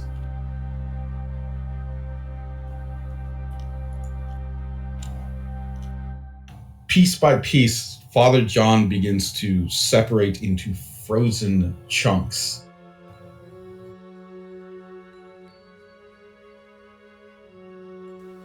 What are the chunks made of? It's still people, or? Oh, yeah, it's still people. Okay. It's just frozen meat chunks. Frozen meat blocks. Oh, shit. Okay, so we're going full Dante's. As Father John's top half, his torso begins to disassemble into cubes that are pulled into the black screen behind him. 4 tendrils emerge from the murk of that black screen, and a figure emerges, pushing through Father John's destroyed form. The figure, covered in black, very deep black cloak, steps out and stomps repeatedly on the cubes that were once Father John,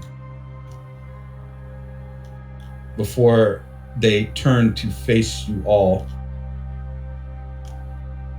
Let's go back to the regular screen here.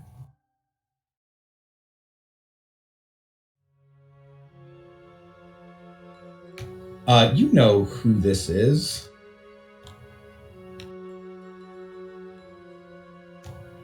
Rust takes one last stomp onto a chunk of Father John. In his hand is half of the Akashic record. It's done.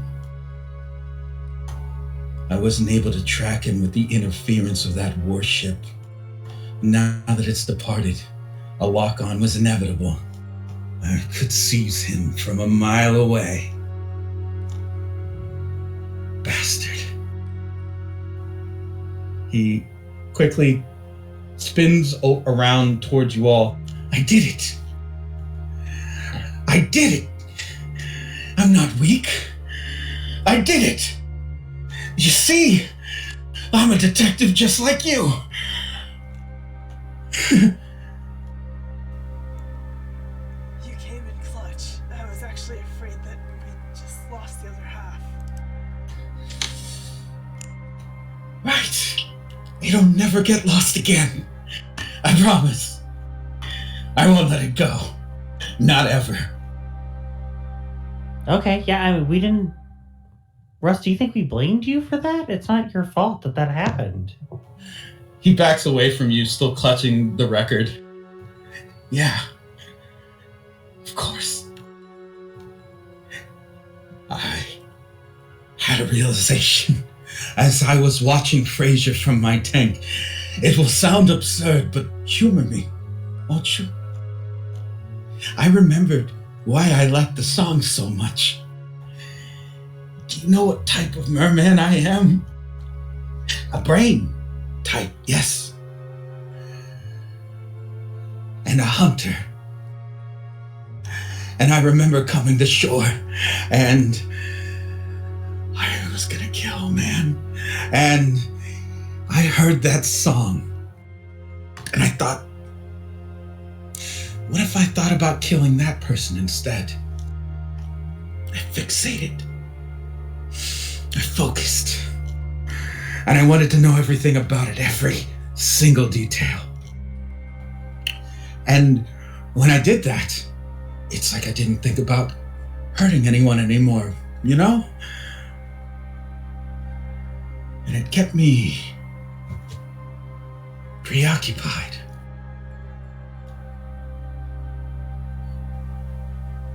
People in the world, they wouldn't let me just live.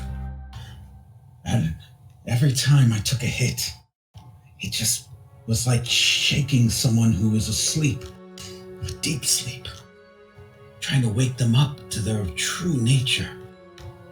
That last hit from Father John was the one that got me, I think. I woke up. He starts to pull back his hood.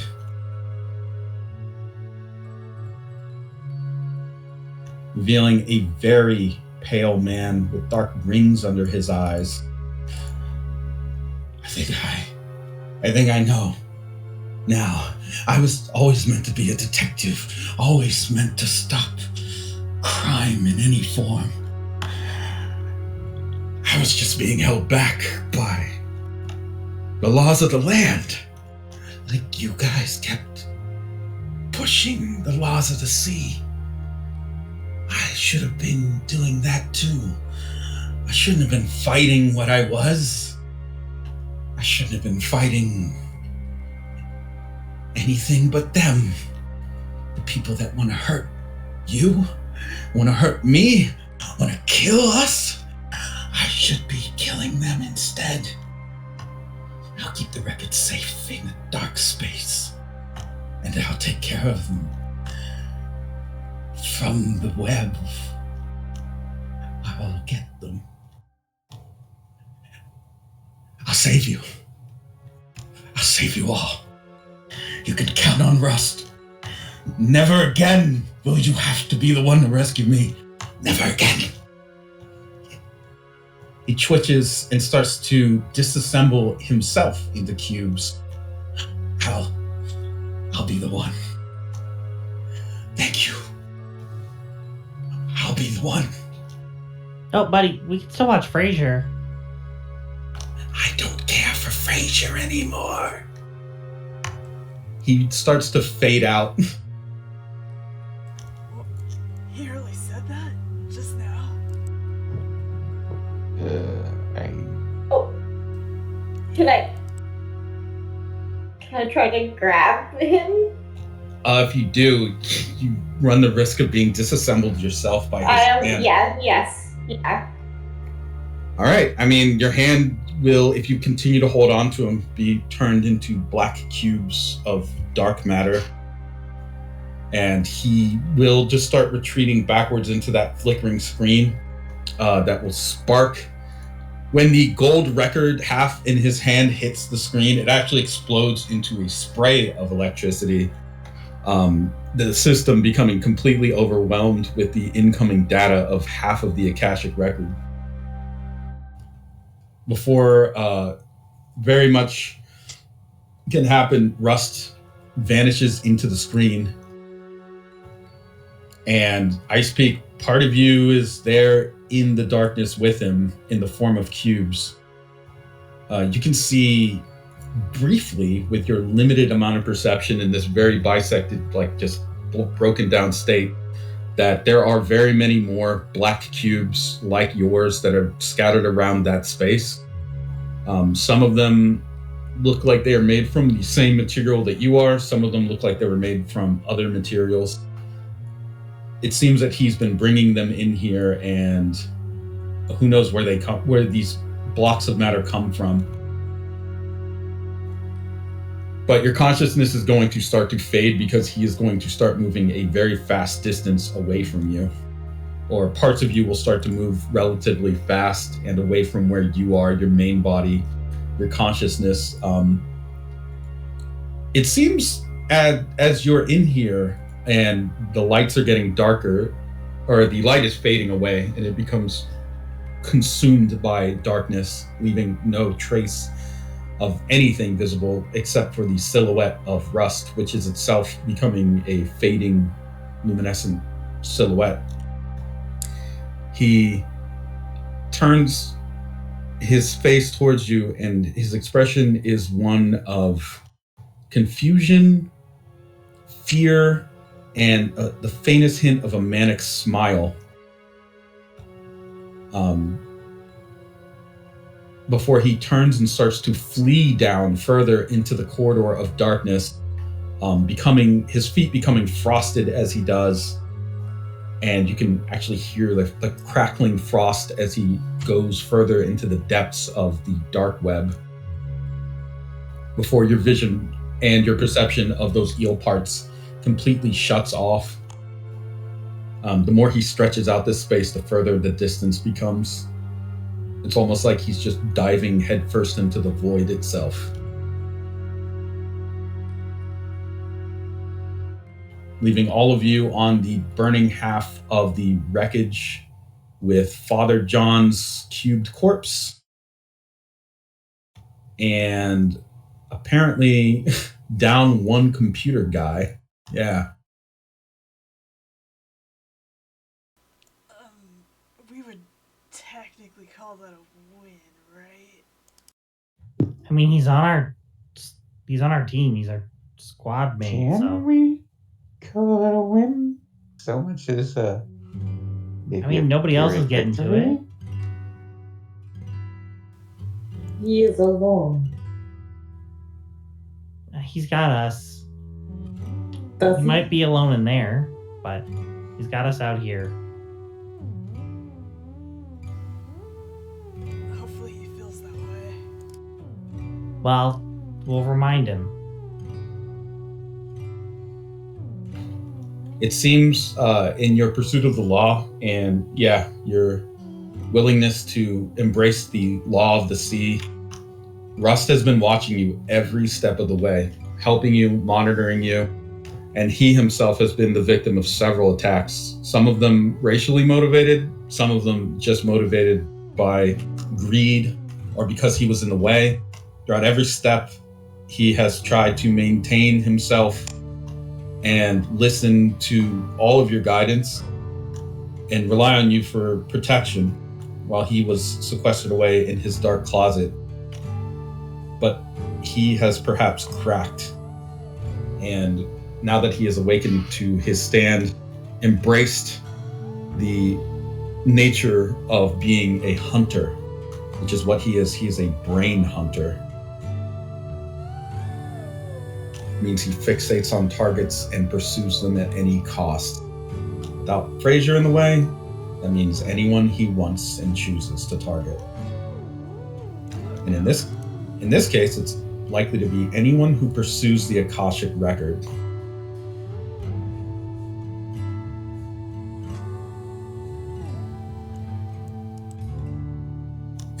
It's true, you did. I didn't know it, but I was delaying.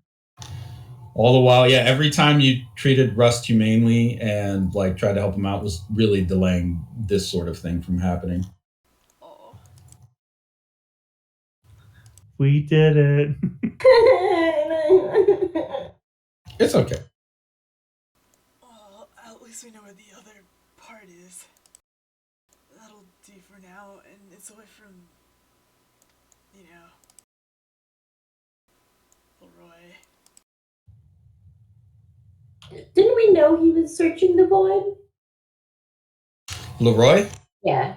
Yeah, Dorobo has sent out void ships to try and trawl through various Brotherhood of Alchemy outposts to search for anything that could lead him to the Akashic record. Yeah, but this is technically a different space. It's kind of it's like it isn't, but it is. It's like a layer over the void, sort of. It's very void-like, we'll say, but not quite the void. It's more of like this nebulous informational like plane. Yeah, it's like a middle ground. Right. The middle ground. What do you guys where you can see in the distance, Nicholas Pines and his warship are definitely like sort of, they have and will continue to cruise around these Northern Mariana Islands like sharks, waiting for opportunities to come in and interfere or find an excuse to forcefully civilize your island. But the way that Nicholas Pine seemed to state it was that he could not legally do those things. Like he couldn't just come in, get the record, or come in and just destroy the island or anything like that. There is some kind of legality binding him from doing that. Some force, perhaps something involving a higher court.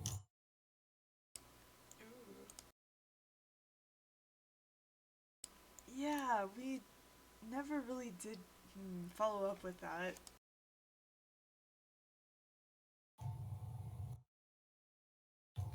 Presuming that do you want to head back to land then, I assume?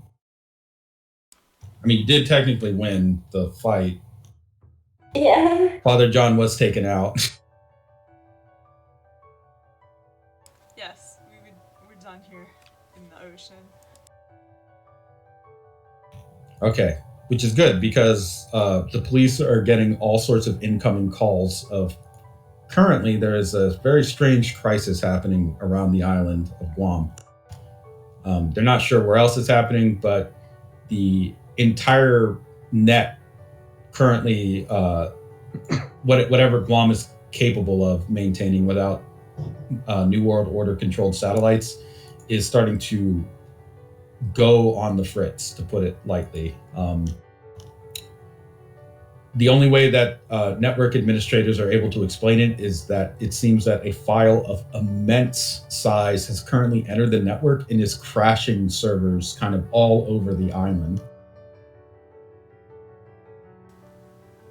No one system seems capable of processing that, and so they are just going down one by one, and every time one of them tries to get up or is brought up and rebooted, it will go down again very shortly. They're all just kind of collapsing like dominoes, unfortunately. Even with their more advanced systems, the military is having difficulty coping with this. They assume that it's something to do with maybe the New World Order running attacks on their net, but the signatures don't seem to match up with what they would expect from a military operation.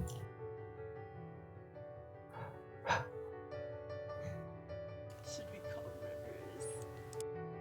For like an expert on this, guys?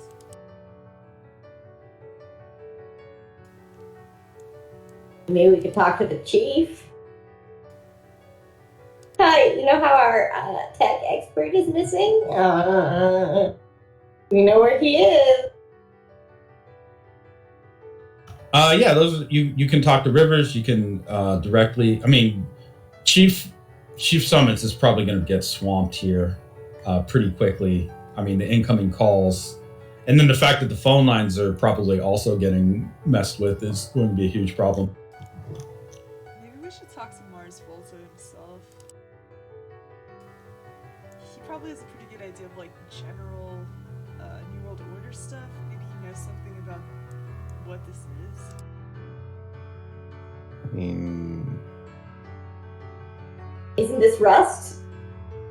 yeah, Am I wrong? So, kind of. Yeah, is that not what is being implied? That he's running around in the dark web messing up stuff? Am I incorrect? Half of the Akashic record kind of entering into the data stream. It seems like something that would probably crash a bunch of stuff. ooh, if it is Rust,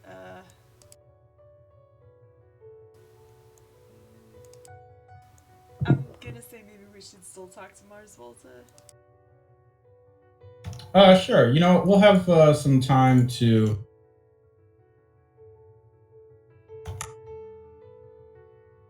we'll have some time to do that real quick, but we should probably take a break. Kind of went over our normal limit there, so why don't we just take a quick 5 to 10? We'll come back and wrap up. Okie dokie.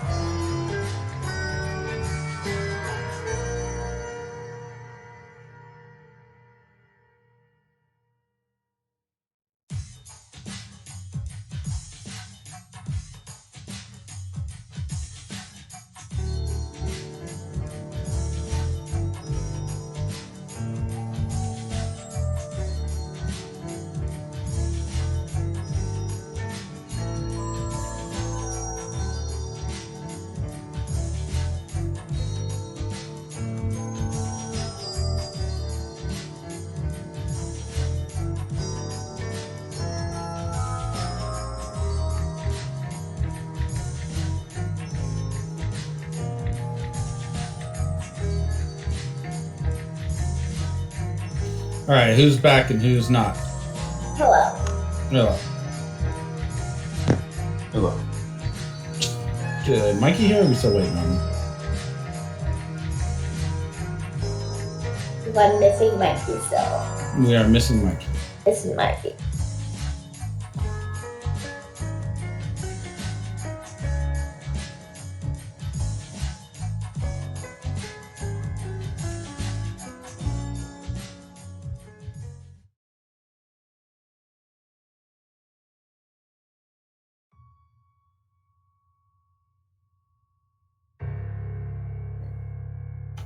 All right. Well, we can sort of move towards wrapping up here and catch up when he gets back.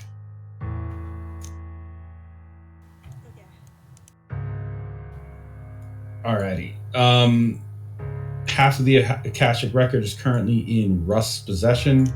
The net is currently experiencing serious outages on Guam, and there are now over the Golgotha pits 3 figures floating. Oh, right, because each time we kill one, it gets worse. One of them is an enormous fly. One of them is a black-clad reaper. One of them is now a white figure with 4 arms.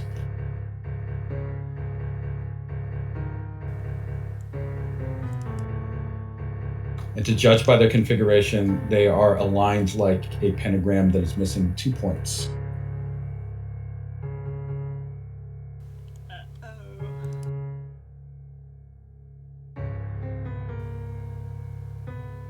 Let's not complete that. Um, I don't want to.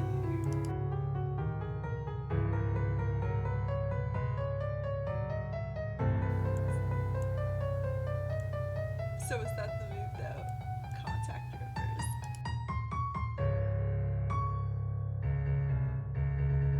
What's that? I think our next move was to contact rivers though. Maybe, possibly.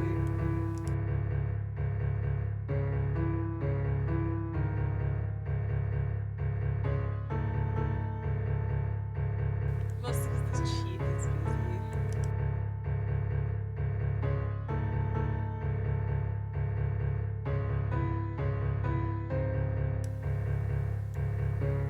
I mean, the figures aren't moving, right? Nope, they're just floating. they're waiting. Ominous enough.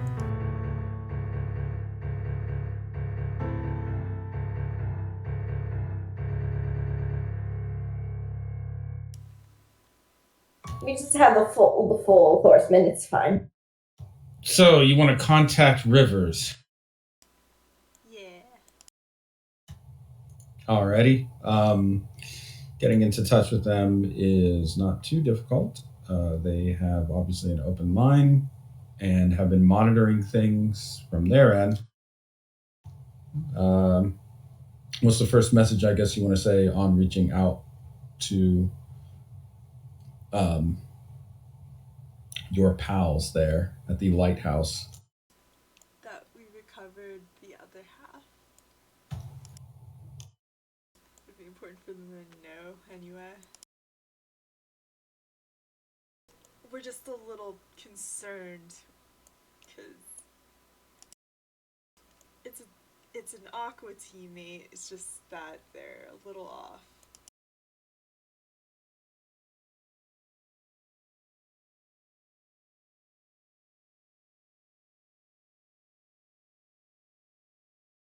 Alrighty.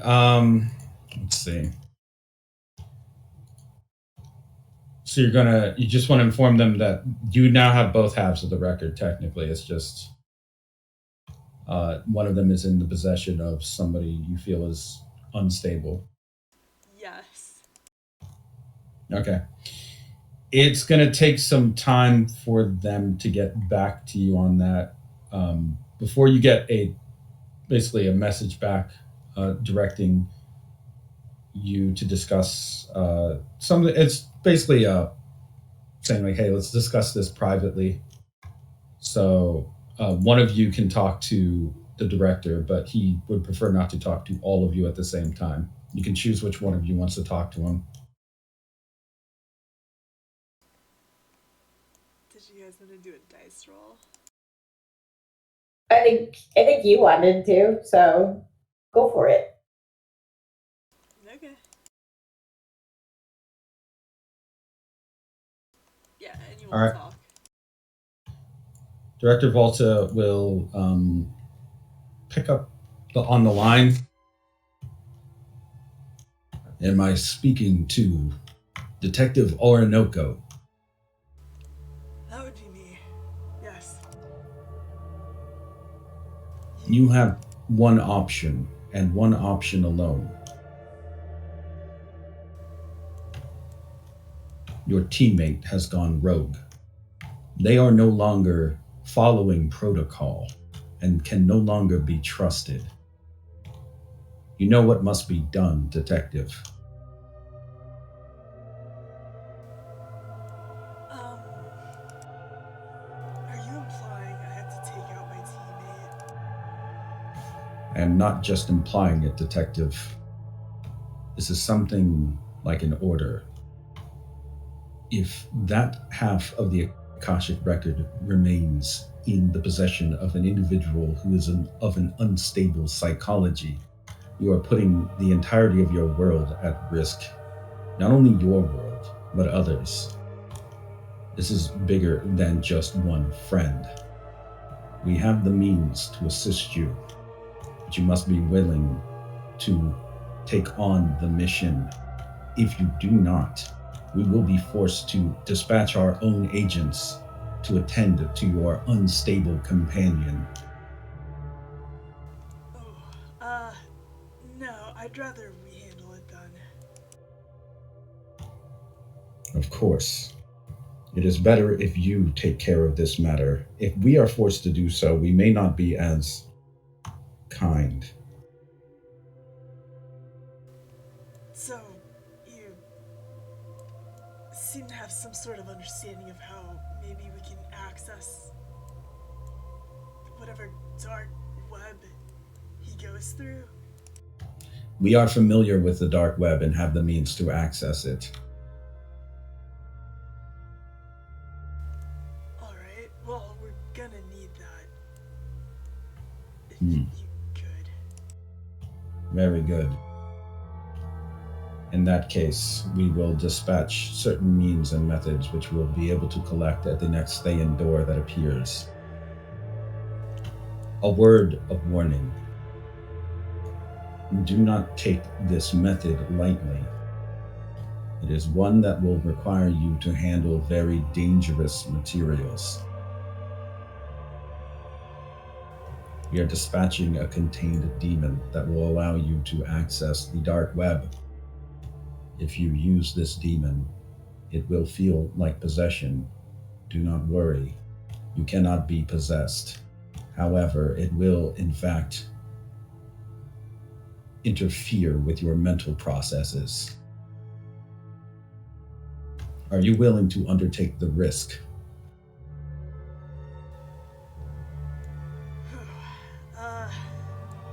Might need to mentally prep for this one. Is this really the only way we can reach him? It is the only way that we will be willing to accept. If you seek any alternative methods, we will dispatch our own agents.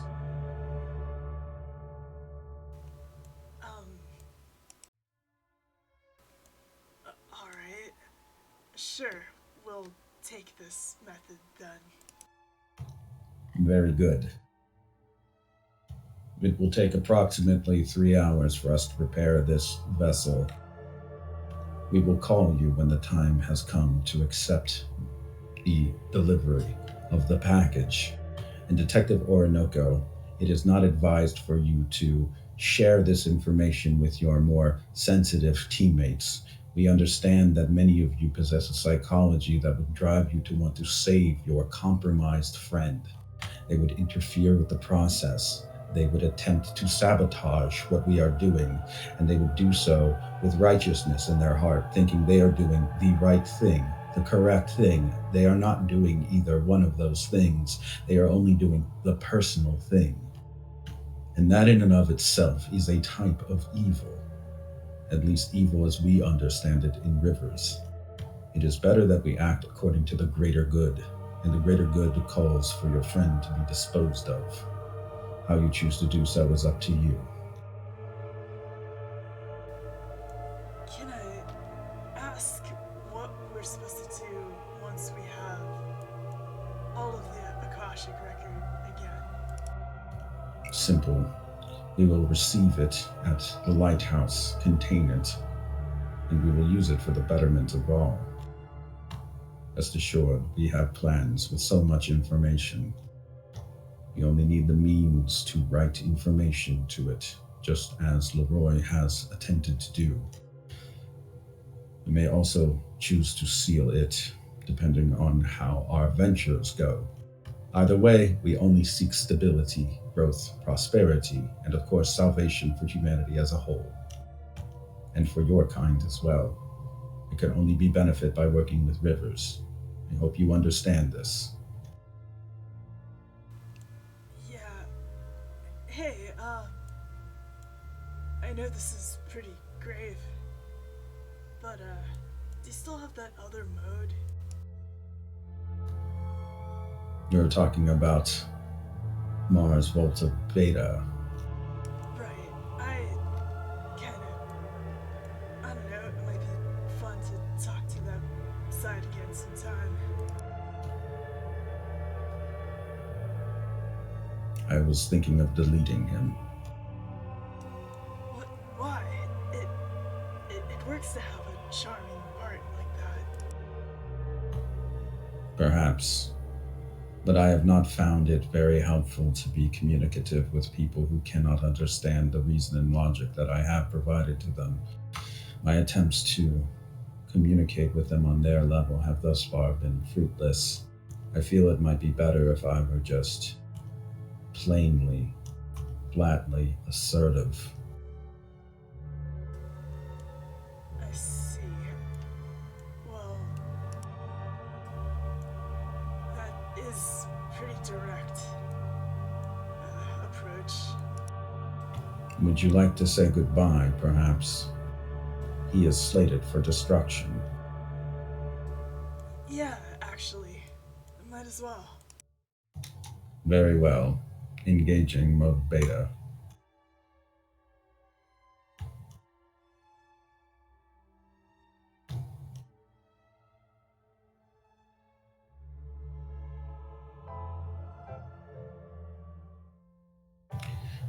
There is a click on the line, and then you can sort of hear some of the actual changes that Mars Volta does. The little clicks, pops. Whoa, who's this? Hey, it's Officer Orinoco. How have you been? It's been a second.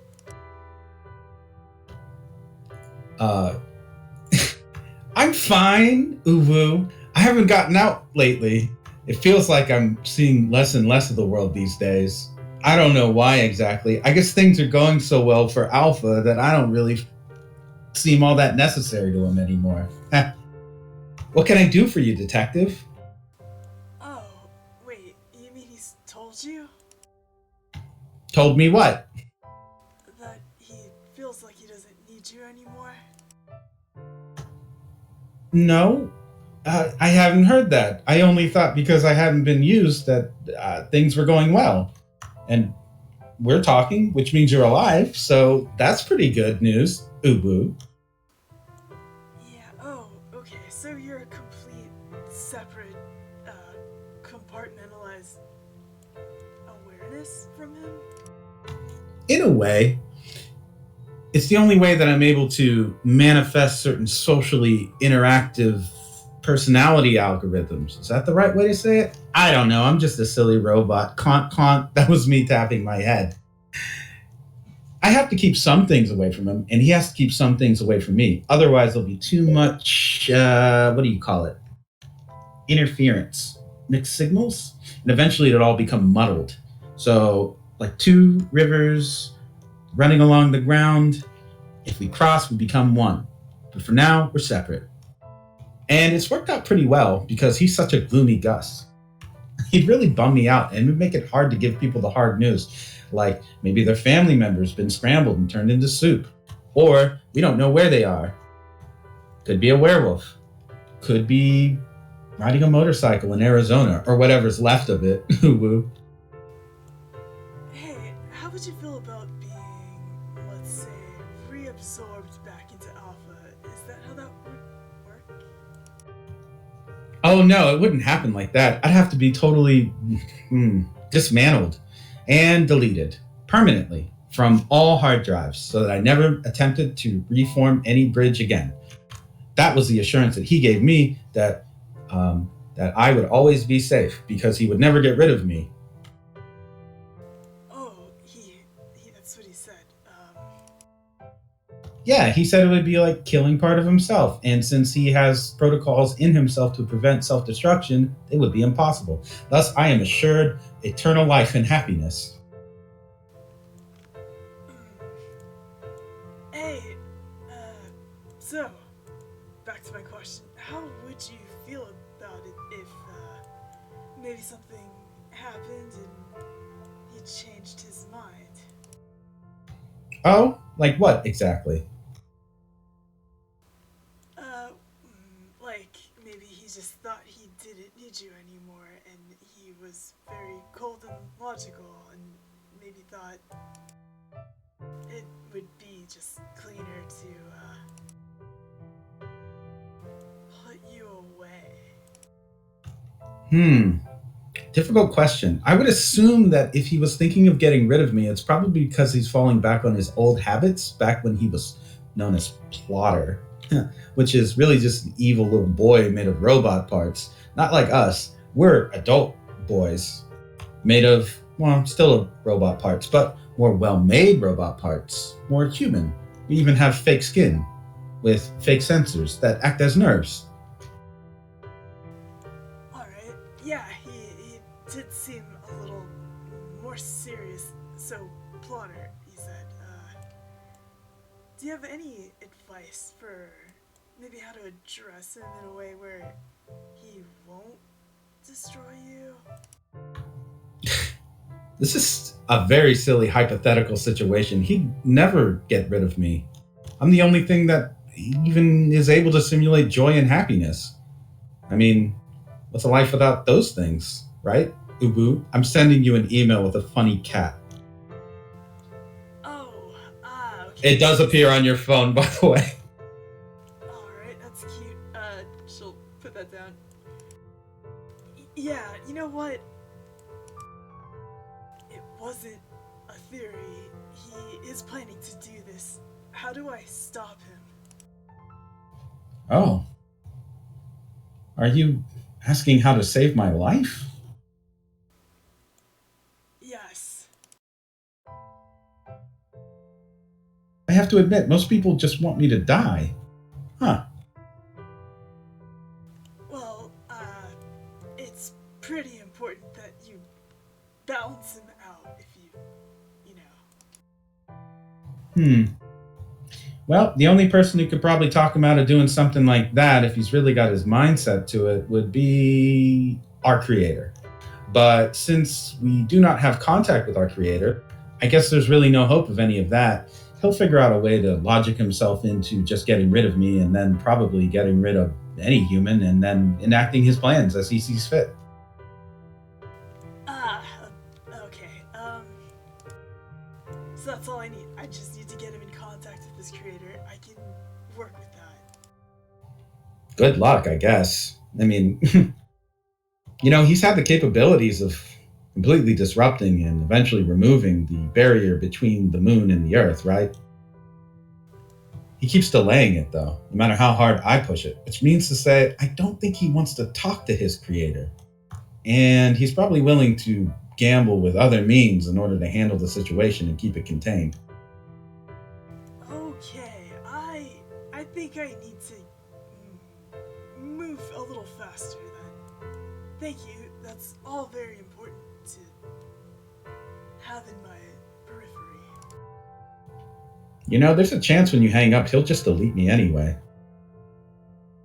I need a cover story so that he doesn't think that I know that he thinks that he wants to. I wonder what I can do. Is there anything you can think of that I could say to him that would maybe help him to delay what he is planning to do? That way, I at least don't get deleted. For now.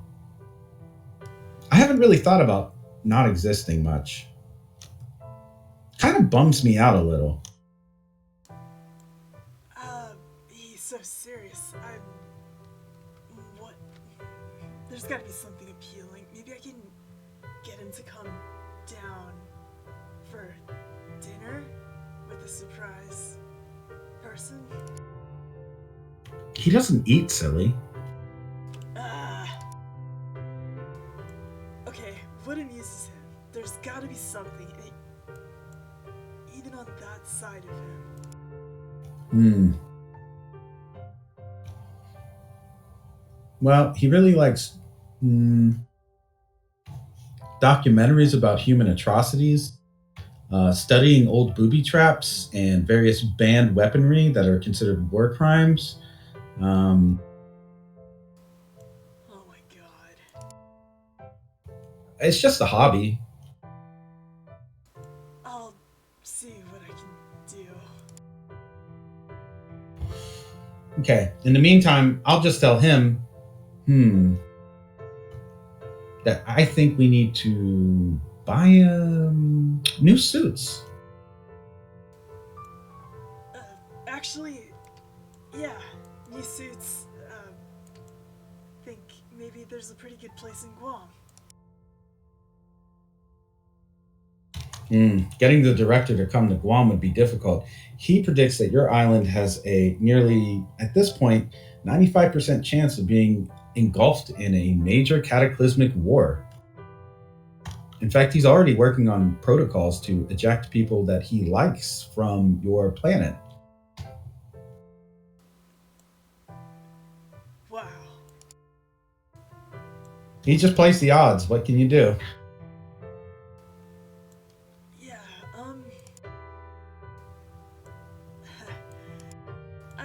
when I called, I just didn't expect all this.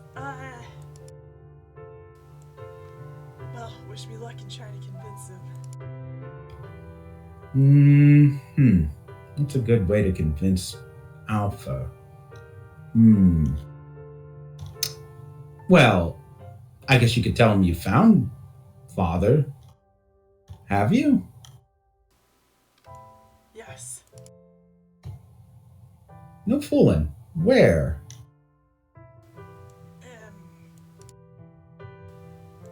It's a bit of a secret, so I'd rather he come to us. Okay. You can keep your secrets, Detective Buffy. That's a joke because you're so strong. I'd like to think so. Okay. Well, I have to sign out because if I'm on the line for too long, he's going to suspect that there's some kind of plan being formed. And he doesn't like that because he has to form like 10 counter plans and then contingency plans for each of those counter plans. It kind of eats up the processes. I hear all the numbers crunching, of course, where I am. But I'm going to fade now. But thanks for warning me about my imminent deletion. At least I'll be able to maybe listen to some good songs or think about what puppies probably think about. I wonder, what do they think about? Ciao. We'll talk again. Maybe. The line goes dark. Oh, man. Alright, Anya, no pressure. We got this. So you have a plan to get Mars Volta to come to Guam. Yeah. All right. You'll be able to handle some of that. Probably next session. It's pretty late. So for now, Director Volta sees that the line is hung up and has a note that's been written by him to him that says, hey, maybe we should consider getting new suits in Guam. And also in parentheses, and maybe walk around and see people, and maybe we'll see something related to father, question mark? Hints, hint, hint, hint, hint is written over and over again with little hearts that are drawn above the eyes as dots. Yeah, that's ominous enough. Director Volta reads it and then crushes the piece of paper and then considers his options. Meanwhile, on the horizon, the warship, the SS Marika, Nicholas Pine's personal battlecruiser, awaits deployment, with the odds of war increasing now. And in the tides, movement stirs of zombified undead figures filled with acid and ready to strike at Guam's shores. Though they could not overtake Saipan, they might make another attempt at one of the islands in the chain. Tensions are high as the net continues to go onto the fritz, and samurai clans who have been beaten down and battered by various conditions on the island also make their moves in the shadows. It seems that your group is approaching a very serious turning point in the history and state of your world. One that could have reverberations throughout all time after. The apocalypse, or one of many. So many of apocalypses, you could lose count if you tried.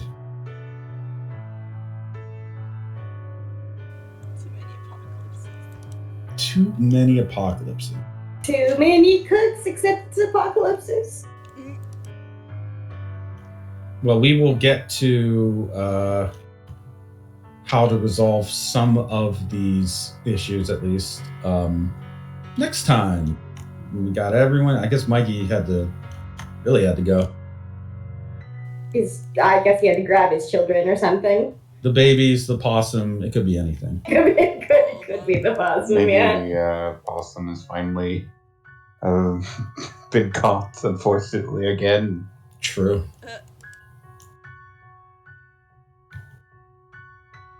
But let's wrap up the session on that note. Yoy. My first time trying out that tile scrolling add-on. It was okay. It worked. It's fun. Yeah. It's trippy.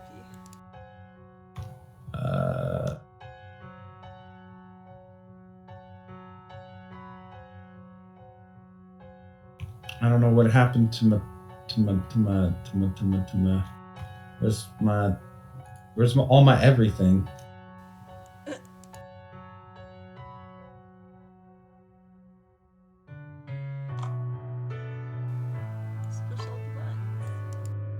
Push all of them? All of them. All of them. Every single one. No, that's One of them will work. It'll be Yeah. right. Yeah.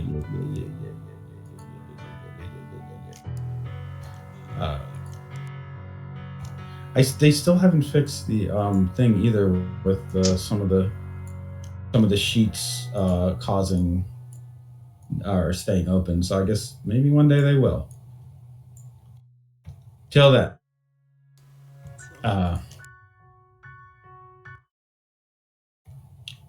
So I gotta figure out why the thing always does the thing. The music cutting out and not fading. Why did it do that? Oh, it's back to that. Rust. What? Your friend Rust. Oh, my friend Rust. You gotta kill him. No, I don't want to kill him. He's down the road. Mm. Oh, rest in peace, Mikey. His internet might have dropped.